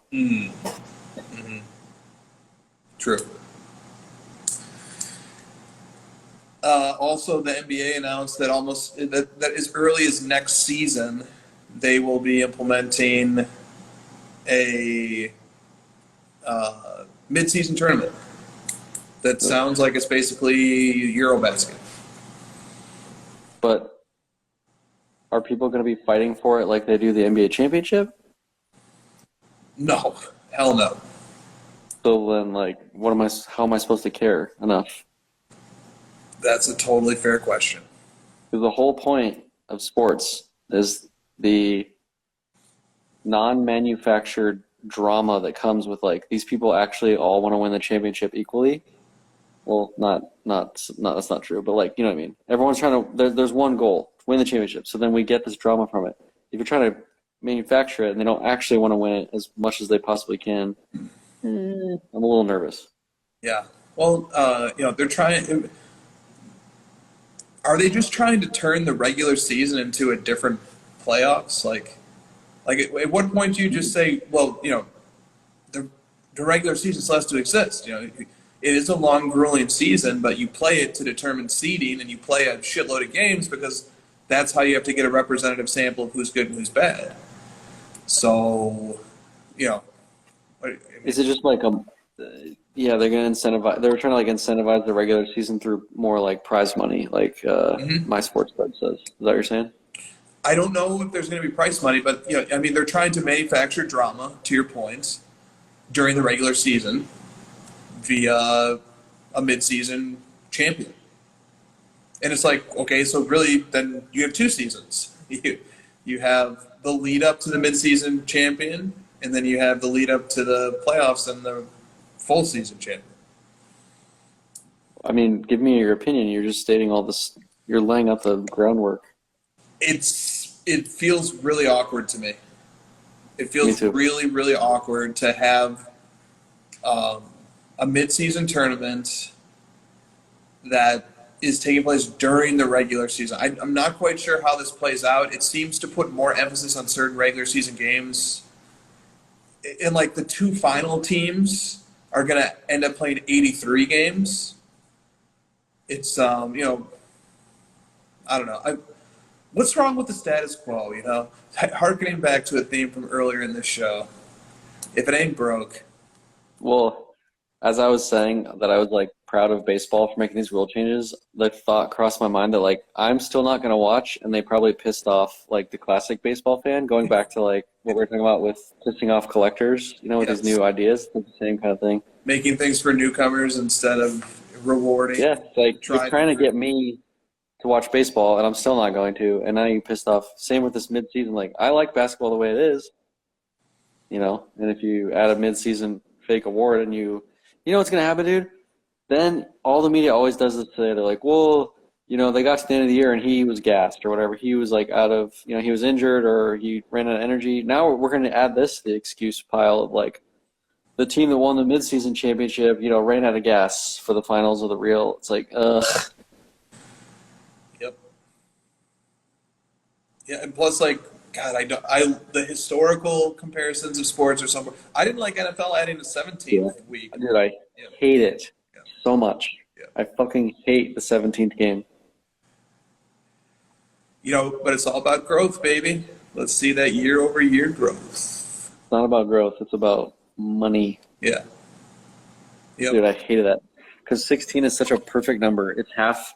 There's 32 teams. It's half of 32. It's 4 squared, with the divisions being 4 teams each. The records holding 1,000 yards. Yeah. 1,000-yard rusher and receiver was perfect for 16. Now it's a little bit muddied. Ugh. Yeah. I agree.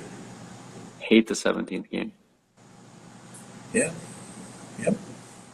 We wrapping up? Yeah. We're good, man. I had a buttload more questions, but I have to be up early, and I think we ended it right where we needed to. Yeah, ranting and bitching and moaning. Perfect. If we don't get to that, it wasn't even the crossover. No, it's just like it's the rest of Instagram influencers. That's what it is. That's right. That's right. All right, bud. Oh, I'm gonna caption the shit out of this. What do I do? I mean, I wish that this fucking had an emoji. Well, I'm just gonna panic and caption it undervalued. What about always buy shit beast? Always buy what? That's played. We've already done the shit beast thing. No, it's got to be. Let me think about your mail day one. It has to be. Does it have to be one word or no? No. Absolutely not.